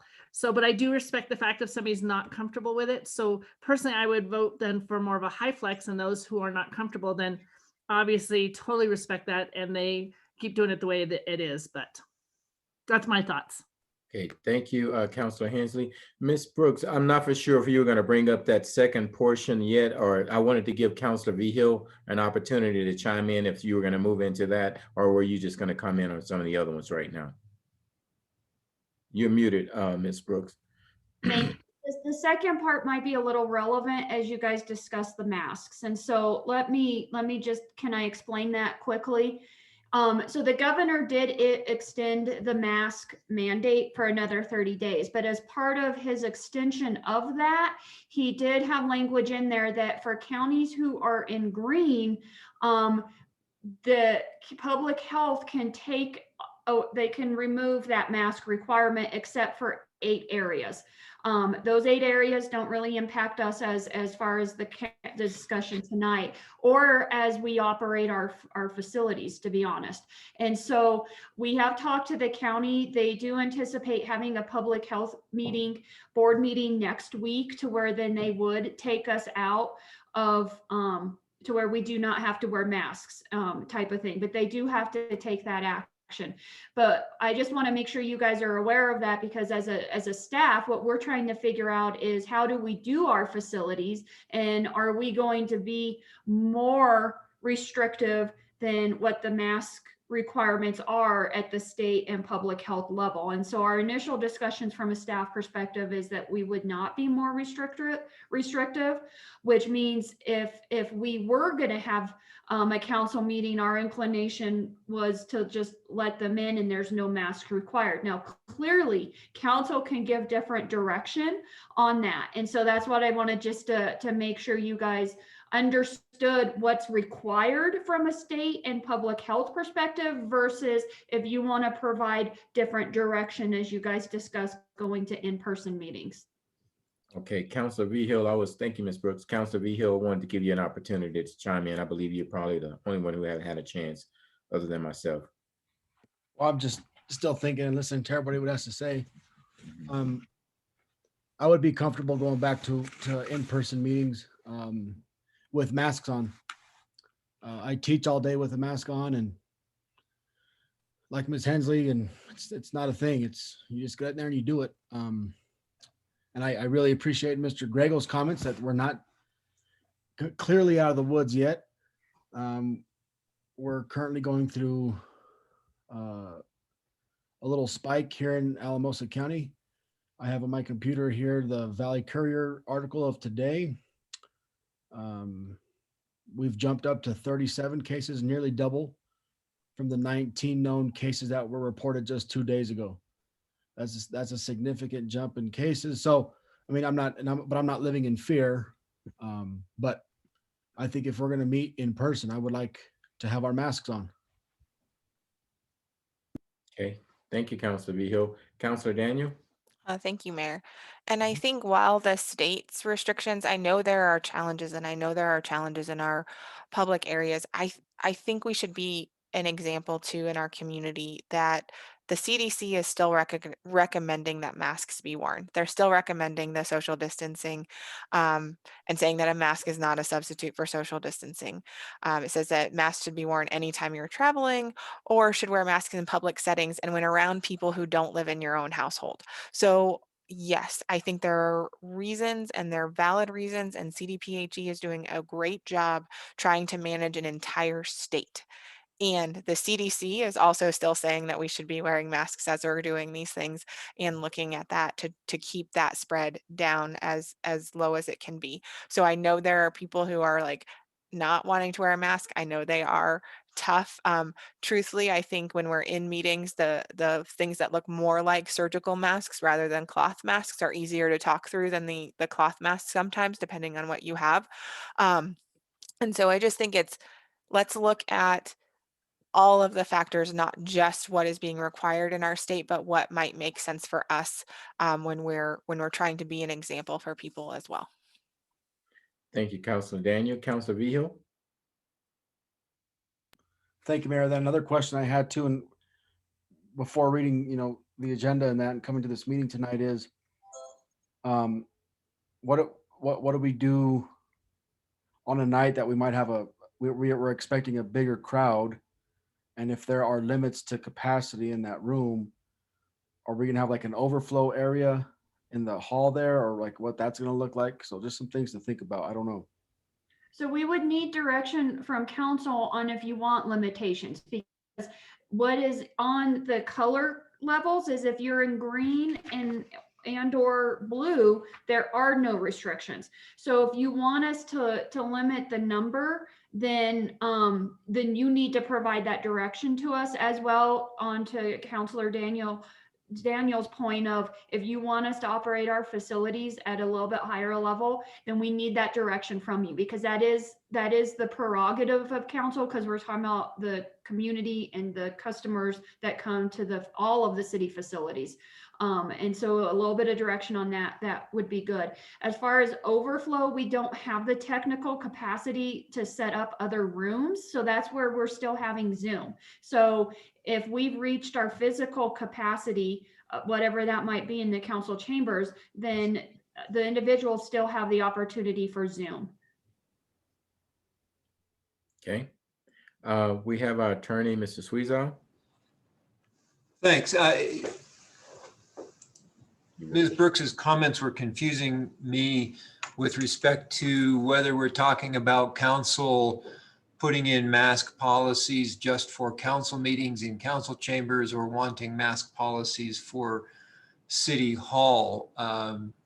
So I just, if you could clarify that. Both have been brought up. That's why I'm talking about both. Right. And so I'm sorry, go ahead. Just to reiterate that I think Ms. Brooks shared that the discussion amongst staff was we were going to treat City Hall the same way as the county and state orders would have it be, and not be requiring masks. And so the question, and there certainly is movement in this discussion to require masks for council meetings. And I guess my question is that also to suggest that masks should be required at City Hall in general? And it's not just City Hall. So it's City Hall, it's the Park and Rec facility, it's golf, it's all of those facilities that are front facing. Okay, so I guess I missed that. When did that requirement come into play, or who's recommending that? Okay. I'm sorry. So what I explained was the governor's order on the masks, how No, that. I got that part. But who recommended that citywide we apply a mask mandate? When did that happen? I'm trying to answer your question. So I explained the governors, and then I explained the level of public health. And then what I explained was at staff, we had talked that we would not do anything more stringent for our customers that come to any city facility beyond what the state mandate or the public health mandate is, which means that there's no more masks required. As Counselor Daniel was talking, she seemed to be getting into the area of she would want us to be an example and still require customers to be wearing a mask. So not a city-wide mask requirement, but for a city facility perspective is I what know she- that. I didn't hear her say that though. I didn't hear her say that customers should, that's the piece I missed. I didn't say anybody said citywide. I said that I missed the customers part. Okay. Okay, so up next, I see hands still raised. Councilor Brawls, followed by our attorney, Mr. Sweezow. Councilor Brawls, and then Comment Council- time. Yeah. I guess, was that my comment time, Ty? Because I had my Yeah, hand raised. I just. yeah. We thought you jumped right No, in. that wasn't my comment So- time. Oh, well, I jumped right in because I Okay. needed clarification Okay. from Heather. yeah, but it was your time. It was your time. Go ahead. Okay, It's your turn. look, there's not a lot of attendees online, and so this is mainly city staff and us. And so just to be true to myself, because I have to be, I agree with Councilor Broyles, and I agree with him simply because, you know, I respect Councilor Daniel extremely, and I understand the field she's in, and I understand her personal views, and I am not being disrespectful. I'm just, she knows that I've sent her the World Health Organization's document. She's seen it, she's read it. She smiled about it, but again, she stated that the CDC's recommendation is what we should go off of. But the CDC has the same white paper, Councilor Daniels. So if I wanted to be really boring, I could read you this document I have on my phone. But the World Health Organization didn't recommend masks for the primary reason of protecting us in a health aspect. They were compliance measures. So in order to be true to myself, I have to say that I agree with Councilor Broyles on the masks, and I at least agree that we should stick with what the state recommends. I think that being an example is important, Councilor Daniel, but I think that, you know, to address what Councilor Griego said earlier, he said, be patient, we're close. We've been patient. We've been patient for a year and a half almost. The 15-day flatten the curve turned into 15 more days and 30 more days. And then, you know, because I've been through COVID too. I've been exposed to it numerous times. I've been quarantined and I've had COVID. So again, I just have a real problem with us saying, let's be an example when that's what we've done. We've been an example. So if we're going to be an example, let's be an example of freedom and getting back to somewhat of a normal, you know, relationship with our constituency and with each other, and you know, not making each other feel like we're all going to die if one of us looks at the other. And it's horrible because there is that stigma out there. Fears are valid. But my fears are valid. So are David's fears, you know, and fears that we're getting our freedoms choked away from us a little at a time are valid, whether you agree or not. And I respect your the health field. You know, I'm involved in health facilities, and I really think it's important that we really get back to some more freedom standards. And again, we're in a hybrid model, and the hybrid model is if you don't feel comfortable being in city council chambers, then attend through Zoom. But I think if we're going to go back to a normal scenario, let's go back to a normal scenario. Thank you. Thank you, Councilor Carson.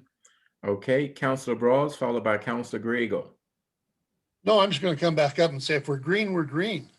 And if city council is going to, you know, not wear masks, why, I mean, if city staff's not going to wear masks, why is city council? I think we're just feeding the fear. You know, if we're green, then we're safe. And I think we ought to send the signal that we're safe. And having people wear masks to be an example for what? Example for fear? I want to be an example for that we are COVID free, and that the risk is low. The risk is green. I mean, how low do we want it to go before we don't have to wear a mask? You know, and I think that I agree. If you're afraid to come to city council without a mask, stay home. Do it over Zoom, because I just don't see the risk out there if we're at a level green. Okay, thank you, Councilor Brawls. Looks like I have several hands up again. So we'll go to Councilor Griego, followed by Councilor Daniel, followed by Councilor Carson, followed by Councilor Hensley. Thank you, Mayor. I appreciate it. I don't know how low we can go, but the only problem I have is it's confusion for the people out there, you know. Some people say wear masks, other people don't wear masks. You go to businesses still and there's this big old sign that says you got to wear a mask, you know, and there's no problem about wearing a mask. From day one, there's been several people on council that don't even want to wear masks. They probably don't wear masks, but that's a freedom. Yeah, that's a freedom that they got. But I don't see what the problem is of put on a mask. You know, it's not like going out there and digging a ditch or something, you know, where it's going to be real harsh on you. But wearing a mask, I don't see a problem. And I think to avoid the confusion to the people, I don't see why we should wear a mask. So thank you. Thank you, Councilor Griego. Up next, we have Councilor Daniel, followed by Councilor Carson, followed by Councilor Brawls. Thank you, Mayor. So I can absolutely appreciate both what Councilor Broyle said and Councilor Carson. And I can appreciate that. I can tell you that if we meet face to face, I will be wearing a mask because that's what I do, right? And that's fine. The other thing that I will say is I think that us as city staff and city facilities and following the state guidance, I don't have a concern with that, but I do think that, as Councilor Griego said, I think there could be some confusion, not because we're not doing it, but just because now everything is shifting. I think the shifting is what's causing challenges. And so I think as we go through this, we're going to see people continue to wear masks on a regular basis. I think that's going to be a new norm in our communities. And I think it's going to be something that we're going to see, and it's going to be something that happens when people travel. I think it's going to be something we continue to see. I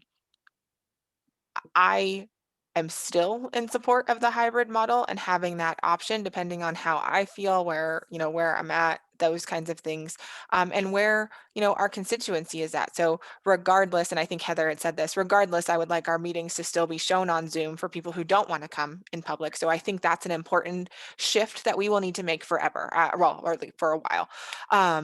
So I appreciate that, and I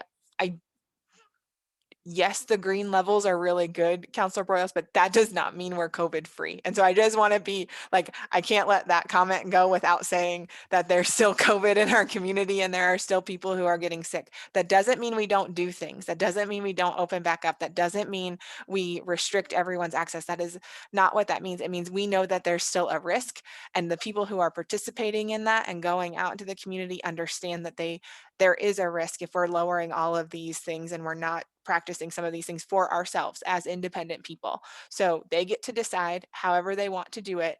But that does not mean because we're in level green that there's not COVID in our community. And so I just want to have that kind of be out there. So I'll support doing hybrid meetings. I'll support having the option. And I will appreciate when people don't make fun of me when I wear a mask in a public meeting. And so that's all I'm asking, is I respect your choices, that you respect mine. Thank you, Councilor Daniel. Councilor Carson, followed by Councilor Hensley. Councilor Daniels, I absolutely respect your choice, 150,000%. And that is wonderful that we should do that. But in addressing Councilor Griego's comments about, you have the freedom to wear a mask, we also have the freedom to not wear a mask. And this is what I'm talking about. I did say that. I did say you have that freedom. I know, but the thing is as a council, if we implement a rule saying we have to wear masks, then we take away that freedom. And that's exactly what I said. Our freedom's being choked away a little at a time. Now, the reality is we're not going to be COVID free, Councilor Daniels. We know that. There's not going to be a patient zero, because COVID isn't going to go away. It's a new disease that we're going to have to deal with. So that right there isn't something that we can shoot for. I mean, the reality is if you're talking about fears, I was just at Children's with my child, waiting for several tests. Okay. On Monday, I was waiting for a tuberculosis test to come back. They had us in a negative airflow room, cut us loose into the public and said, no, it's fine, go out in the public, you know, if you want. And I'm like, so we're fine to go out in public if we possibly were exposed to tuberculosis, but we're not fine if we possibly were exposed to COVID. And in my fears growing up and through my whole life, tuberculosis was almost a death sentence, you know? And so it's a point of relativity in a sense. And I hate to be like that, but the confusion comes in when, you know, when we as a council can't really take a position, and it's going to be hard because we're all, you know, individuals, and there is businesses out there that have their signs up still because it's their freedom. No shoes, no shirt, no service has been around forever, just like we said before. And it's that business's right to require that. And that's what falls on us today. As a council, we have to decide if we're going to implement a law that says you have to wear a mask in a council meeting. My only point is that we've already had these laws and we've been patient for a year and a half. And you're right, Councillor Grego, I didn't want to wear a mask because in May, I sent that document to Councillor Daniels, which again is the scientist. This is the CDC and the WHO telling us this was an experiment in compliance. And she has the document. You can smile, but it's a white paper and ink doesn't lie from the people in science. You know what I mean? And so And our interpretation is different, as I've said before. well, there's not really an interpretation. It's an exact quote of what they say. You know what I mean? If you guys want me to bore you, I can read the document. No, we don't. Don't bore us. Okay, Please, again, please, go please. look it up. But my point is we need to think about what we're doing here. And if we're talking about freedoms, Charlie, you have the freedom to wear a mask as long as you want. And I also have the freedom to not wear a mask. And if you tell me that because you feel threatened that I'm not wearing a mask, you're taking away my freedom. And you're telling me that I'm not saying that. well, but if we implement a law, you are. And so again, that's what we have the hybrid model for. If we're afraid of the virus, we need to stay home and we need not to impose those fears on everyone else. All right. All right. Thank you, Councilor Carson. All right, Councilor Hensley, and then I'm going to say a few words so we can bring this focus back to what we're going to do, okay? Councilor Hensley, please. So my opinion is I prefer not to wear a mask, but at the same time, I always have my mask with me. And so I'm one of those ones, I truly respect what everybody wants. So if I go in, you know, at this point, we haven't had the freedom to not really wear the mask, but if it goes this way, is I'll still always have the mask. If somebody wants me to have the mask on, I'm more than happy to put it on.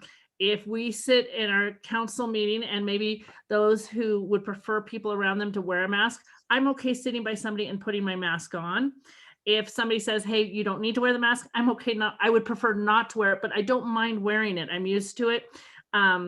And so to respect others, I'm okay to put it on. If it means that we can get back together and that mask is making the difference. So for me, I would rather, I guess I look at it that I value what my colleagues want. And so if somebody sitting next to me says, I'd rather you wear a mask, I'm just going to do it versus maybe it being mandated that we do it.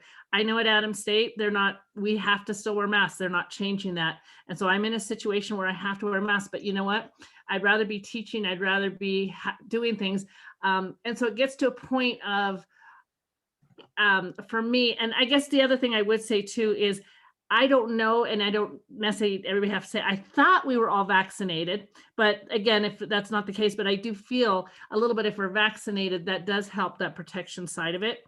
And so if we're all together, from what I understood is, and that should keep us a little bit more protected. And if we were to get it, would be a fairly mild case and a very slim chance. So anyway, those are sort of my thoughts there. And like I say, I guess I made the assumption we're all vaccinated, but maybe some of us aren't or chose not to. And that also is a personal choice. Yeah. Okay, thank you. Thank you. Okay, everybody. So it sounds like from listening to all of you that you're for some type of hybrid type of getting back together. So let's talk about when we want to start this type of hybrid getting back together. Will it be in May, finish out April on Zoom, or what are your suggestions, Ms. Brooks, for us doing this? I don't have any suggestions on that. The only suggestion I was going to make is to make sure that we will plan on all 7 council members being there unless you notify the city clerk directly that you would be participating through Zoom. So we don't need to get into that tonight, but when you guys want to start it is completely up to you. We can start it at the next meeting, or if you want to wait for May, that is council's prerogative. Okay. All right, council. So let's try to speed through this and not rehash a whole bunch of the same conversations we've been having. And as far as when we're thinking about starting these new type of hybrid meetings, or do you all want to finish up April the way we're doing it and then start in May fresh? What are your thoughts? Councilor Daniel. I am comfortable with either April or May, but I would say if we get out of level green or level blue on the dial, then we need to revisit that. Yeah. Okay. Thank you. I see Heather's face. Like, obviously, I was just throwing that out there. Okay, thank you. Thank you, Councilor Daniel. Councilor Carson. I agree with Councilor Daniels. I was gonna say, I mean, I think it'd probably be wise to at least wait a month because this is so dynamic and the dial is dynamic. And just to address a comment of earlier, I think this is something that needs to permanently stay in place because we will always have to have this availability from now on, I think. And again, keeping it in place is important because the dial is gonna be dynamic. And so, I don't know, maybe wait until May for sure might be a good idea at least. Because, you know, we may see a spike and then we get all ready for a meeting and then have to call it off. So I think, you know, as much as I'd like the freedom, I think we should probably at least wait till May, see what happens. Oh my God. Okay, thank you, Councilor Carson. Councilor Hensley. I vote for April. I mean, obviously I'll go with whatever anybody says, but I vote the next meeting. My thought is we can always run into the risk that we get out of blue or green anytime. This could happen next week, 3 weeks from now, 2 months from now, and we're going to have to be able to pivot. We've had to pivot before, and it's not going to be that big of a deal. So I vote for the next meeting. Okay, thank you, Councilor. Changed my mind. Hold on 1 second. Miss Martinez, since I'm going through this here, make sure you start keeping track of these votes, okay? So we can have a good idea where we are. Okay, so Councilor Hensley said April, Councilor Daniel said May, Councilor Carson said April and May. Let's see here. What you want to say, Councilor Carson? Which one? Go ahead, Councilor Carson. I can't hear you. I'm good with April. I agree with Liz. I agree. We should rock it. Okay, good. All right, Councilor Griego, and then Councilor Vigil and Councilor Brawls. Because of the different spikes back and forth, I agree that maybe let's start fresh in June. Let's go through May. And in June, we know for sure that we don't have to come back and forth. So first council meeting in June, I would support that. Okay. Thank you, Councilor Griego. That brings us up to Councilor Vigil and then Councilor Brawls to give me your thoughts. I say we start in May. Okay. Thank you, Councilor Carson. Councilor Brawls. I say June. Okay. June. Okay. And I was going to say 30 days, so it would be May, similar to, so I don't know where we are with that, Ms. Martinez. To June, to May, to April. Yep, to June, to April, 3 May with you, Mayor. Okay, so let's go. Is everyone comfortable with doing the hybrid and just knowing that this is going to be an adjustment that we're going to adapt and adjust to until we get to where we really need to be, and just know that nothing is really permanent? Are we good with that? So I guess the way I would interpret how those votes landed is those who voted for June would probably be more comfortable with May than the April. So I would think maybe is it the May 1st meeting that would have the most support for the potential of being in person. Maybe someone should make a motion. Okay, that sounds good. All right. Well, before we do that, can I also, you can either do it as a separate motion or give direction, but we need to know if you want us to limit the number of seats within council chambers as well. I move that we start this hybrid in May, the first meeting in May, with following the policies that come out next week or whenever they should happen, that we follow the rules that are set up. So that means that if it is no limits to how many people are in there, then we keep it no limits. If that should change, we just consistently adjust to follow whatever the rules are. That would be my motion. I'll second it. What about masks? So personally, I think it's up to each person. I will vote, I will motion that we, again, just follow whatever is set up. but also respecting what anybody chooses to do. So we're Second saying, that. hold on once. So we're saying that you're okay with having a max crowd in there and people not wearing masks? If that's what the thing is, I'm fine with it. You still have to social distance, John. You have to be within the 6 foot. No, No? you don't. No. There is no social distance requirement for green or for blue. The social distance requirement starts kicking in if we go to yellow. So there's a capacity and social distance that kicks in at yellow. I'm okay with it. So you're saying we're optional, that green? So let's make sure we're clear on Councilor Hensley's motion. Councilor Hensley, I think you're making a motion for us to start back having some form of a hybrid meeting in the month of May, following whatever the governor's guidelines are according to mask and other public safety measures at that time. Yes. Is that okay? All right. So that's her motion, everybody. So did we get a second on that? I seconded it. Okay, and now I see hands up for comments. I see Councilor Vihil and Councilor Griego. Councilor Vihil? Grego, go first. Okay, So what this means then is if we go yellow, get back to yellow because of the spikes, then we're back to the Zooms, what we're doing right now. So that Yeah. would be council's prerogative. We could not fit all 7 of you up at your regular seats. So we would be at 50% capacity or 50 people with 6 feet of spacing. And so that 6 feet of spacing is why we would probably only be able to have 3 of you, and then 4 of you would have to be through Zoom if we go back to yellow. Okay. And so my motion is while we're in green and blue, I feel like if we move out of green or blue, we need to go back to a discussion.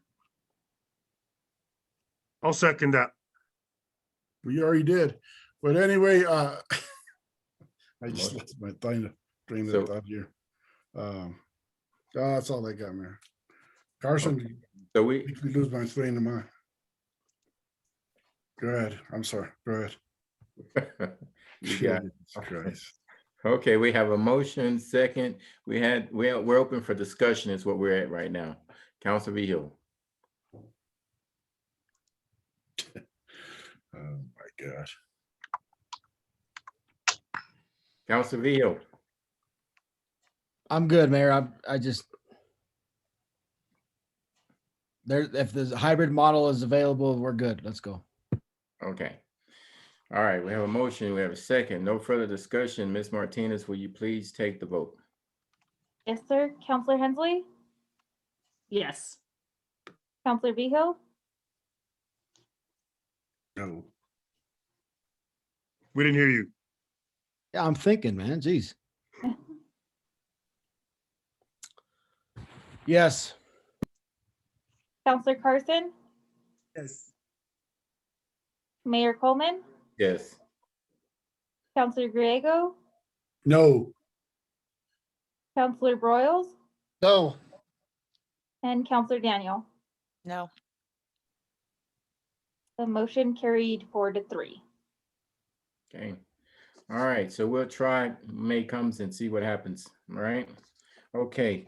All right. The next item on the agenda is Human Resources and Risk Management, first reading of ordinance number 5-2021. Thank you, Mayor.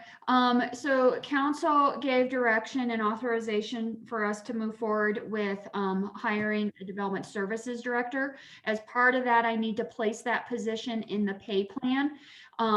Where I am placing it for this time being is at grade 13. That is not the highest grade. Grade 14 is actually the highest grade. So I have placed it at grade 13. That's before you tonight. One of the positions that this position supervises is at grade 12. So I really do not think we can go below 12. There is a chance that the market survey would say that it needs to be at 14, but I would prefer for that to be through an objective market analysis instead of my placement. So I feel very comfortable with it placed at grade 13. Okay. All right. Council, thank you, Ms. Brooks. Anybody want to make a motion? I'll make a motion to approve. Okay, have a motion? We need to set it for a public hearing and second reading. Sorry, Mayor. Okay. Yeah, I said for second, what, the first Wednesday? Where are we at? The next meeting in April for the public meeting, I believe it's the 21st. April 21st. Okay. All right. Thank you for clarifying your motion, and thank you, Councilor Daniel, for bringing that up. So we have a motion and a second. Do we have a second? I'll second. Okay, we have a motion and a second. Any further discussion? Okay, I don't see any hands raised. Ms. Martinez, will you please take the vote? Yes, sir. Counselor Hensley, Yes. Counselor Daniel, Yes. Mayor Coleman, Yes. Counselor Broyles, Yes. Counselor Carson, Yes. Counselor Griego, Yes. Counselor Vijo. Yes. The motion carried unanimously. Okay, thank you very much. Thank you, Council. Thank you, Ms. Martinez. Okay, that brings us down to committee reports. If you have any committee reports, raise your hand and recognize those hands. Council Brawls. Yes, I was going to report on the senior citizens. They're opening back up again, and they're serving lunch. They serve a great lunch every day. And for only $3, senior citizens can get a great lunch. And also I want to report on, they're working on the addition to their senior citizen building. They're trying to get a room where they can have an exercise room. So I thought that's good, and they're moving forward. Thank you. Thank you, Councilor Brawls. Councilor Vijo. Thank you, Mayor. I attended the library board meeting 2 weeks ago. They are doing great. They're also reopening slowly and getting more people into their building. And you all should have gotten an email also about 2 weeks ago with their yearly update, a YouTube video. I don't know if it's a YouTube, but it's a very high quality presentation of what they've been doing over the year, especially during COVID. I would urge you all to check it out. And thank you to Andy and that staff over there for doing such a great job. Thank you. Thank you. Thank you, Councilor Vijo. Councilor Brawls, okay, your hands down, okay. I don't see any other hands up. I did attend our housing committee meeting in which we were looking at the housing assessment study that's being worked on, and I just have to commend our city manager and Deacon. They bring a lot of helpful points looking out for the overall well-being of all housing needs in our city, along with the other committee members. So that's going really well, and looking forward to that report being completed. Okay, all righty. So that brings us on down to staff announcements. Ms. Brooks. Thank you, Mayor. Probably the biggest public announcement that I have for tonight is an update on the RV proposal for the ranch. I would urge council, if you have any specific questions about this, that we discuss this in executive session. But I did want to share publicly that our negotiations with the developer have fallen through. We just were not able to get on the same page, mostly related to some timing issues and being just too far apart on that. And so the RV project at this point in time is not moving forward. And so we'll probably be looking at ways to make sure that that information is getting out to the public, especially any constituents who have reached out to us with questions about that project, our Recreation Advisory Board, all of those invested people who would want to know about that. I also wanted to share that the approval that council gave us to create the police apprentice program has actually been extremely successful. You just approved it, but the chief has been very successful in identifying applicants. We've worked them through the hiring process, and so 4 positions are being filled through that program. And so It's something that I just want to make sure you guys know how effective your approval was to allow us some of that flexibility. So thank you very much on that. And the chief for being aggressive with that and making sure we're getting people into our department. I also wanted to share that our non-congregate sheltering plan for our homeless related to COVID, what the status is since we are in blue. One of the, just kind of as a reminder, there was three type of homeless individuals who could be in that shelter, which is a hotel. The first one is if someone tested positive and needed to isolate. The second category is if someone had symptoms or was exposed and needed to quarantine. And then the third category was those who fell within the CDC narrowly defined definition of high risk. For that high risk category, our group had determined that that should end when we reach the blue level. And so Amanda, our site manager, had helped facilitate those individuals who are in the shelter for that category out. And so at this point in time, we do not have anyone at the non-congregate shelter. We did discuss not knowing if there's going to be ups and downs related to COVID, that we should keep the site manager until the end of April. So that way, if we do have someone who tests positive or needs to quarantine, we have the ability to still implement that plan. And so that is the current status for our non-congregate shelter. The last item I wanted to review with you is just a few upcoming dates and to provide a little bit of clarification, especially for your meeting next week. I want to make sure you guys understand. So next Wednesday, April 14th, we are having a public meeting for the public presentation of the draft housing plan. I think on your calendars, it might show up as a work session, or since it came from Holly, you're assuming it's a work session.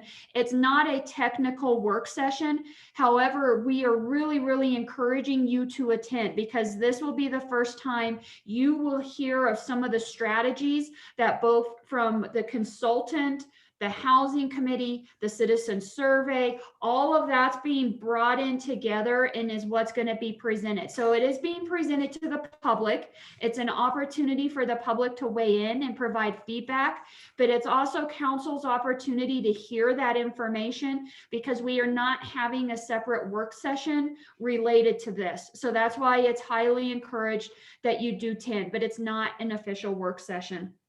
The only other date that I wanted to make sure that you guys maybe do a placeholder for is we are looking at having the police memorial ceremony. It is outdoors, and we're looking at having that on May 12th. And so just want to make sure that you guys get that, because I know that's usually very important to you. And give a time, approximate time. I think we usually have it at 5:30, but that hasn't been set yet. Thank you. Yep. And that is all I have from a staff update. Okay, thank you so much, Ms. Brooks. That's going to bring us on down to a consent calendar B issue in regards to liquor licensing, everyone. So it's pretty much, we're just going to have a motion to approve consent calendar B. Councilor Daniel. Mayor, I move that we approve consent calendar B. I'll second. We have a motion and a second. Any further discussion?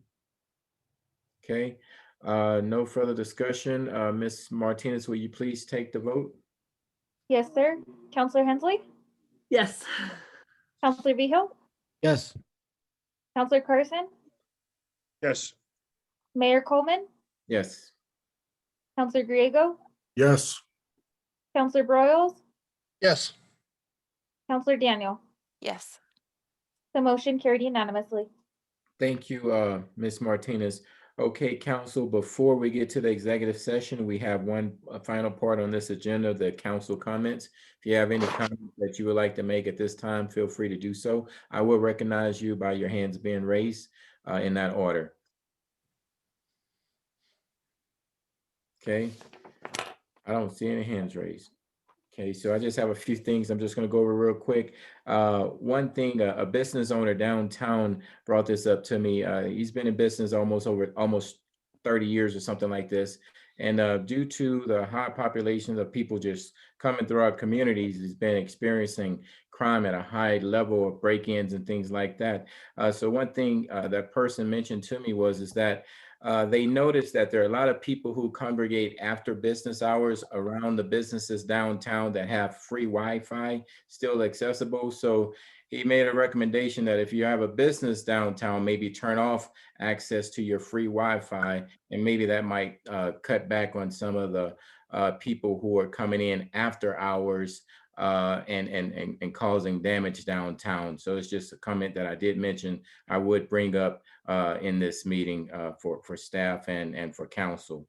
The other thing is council and staff, you should be very proud of our city manager as well as Chief Anderson. Today, they represented our city very well at a luncheon with Congresswoman Boebert and her staff and her team. I want to thank them for inviting us to be a part of it.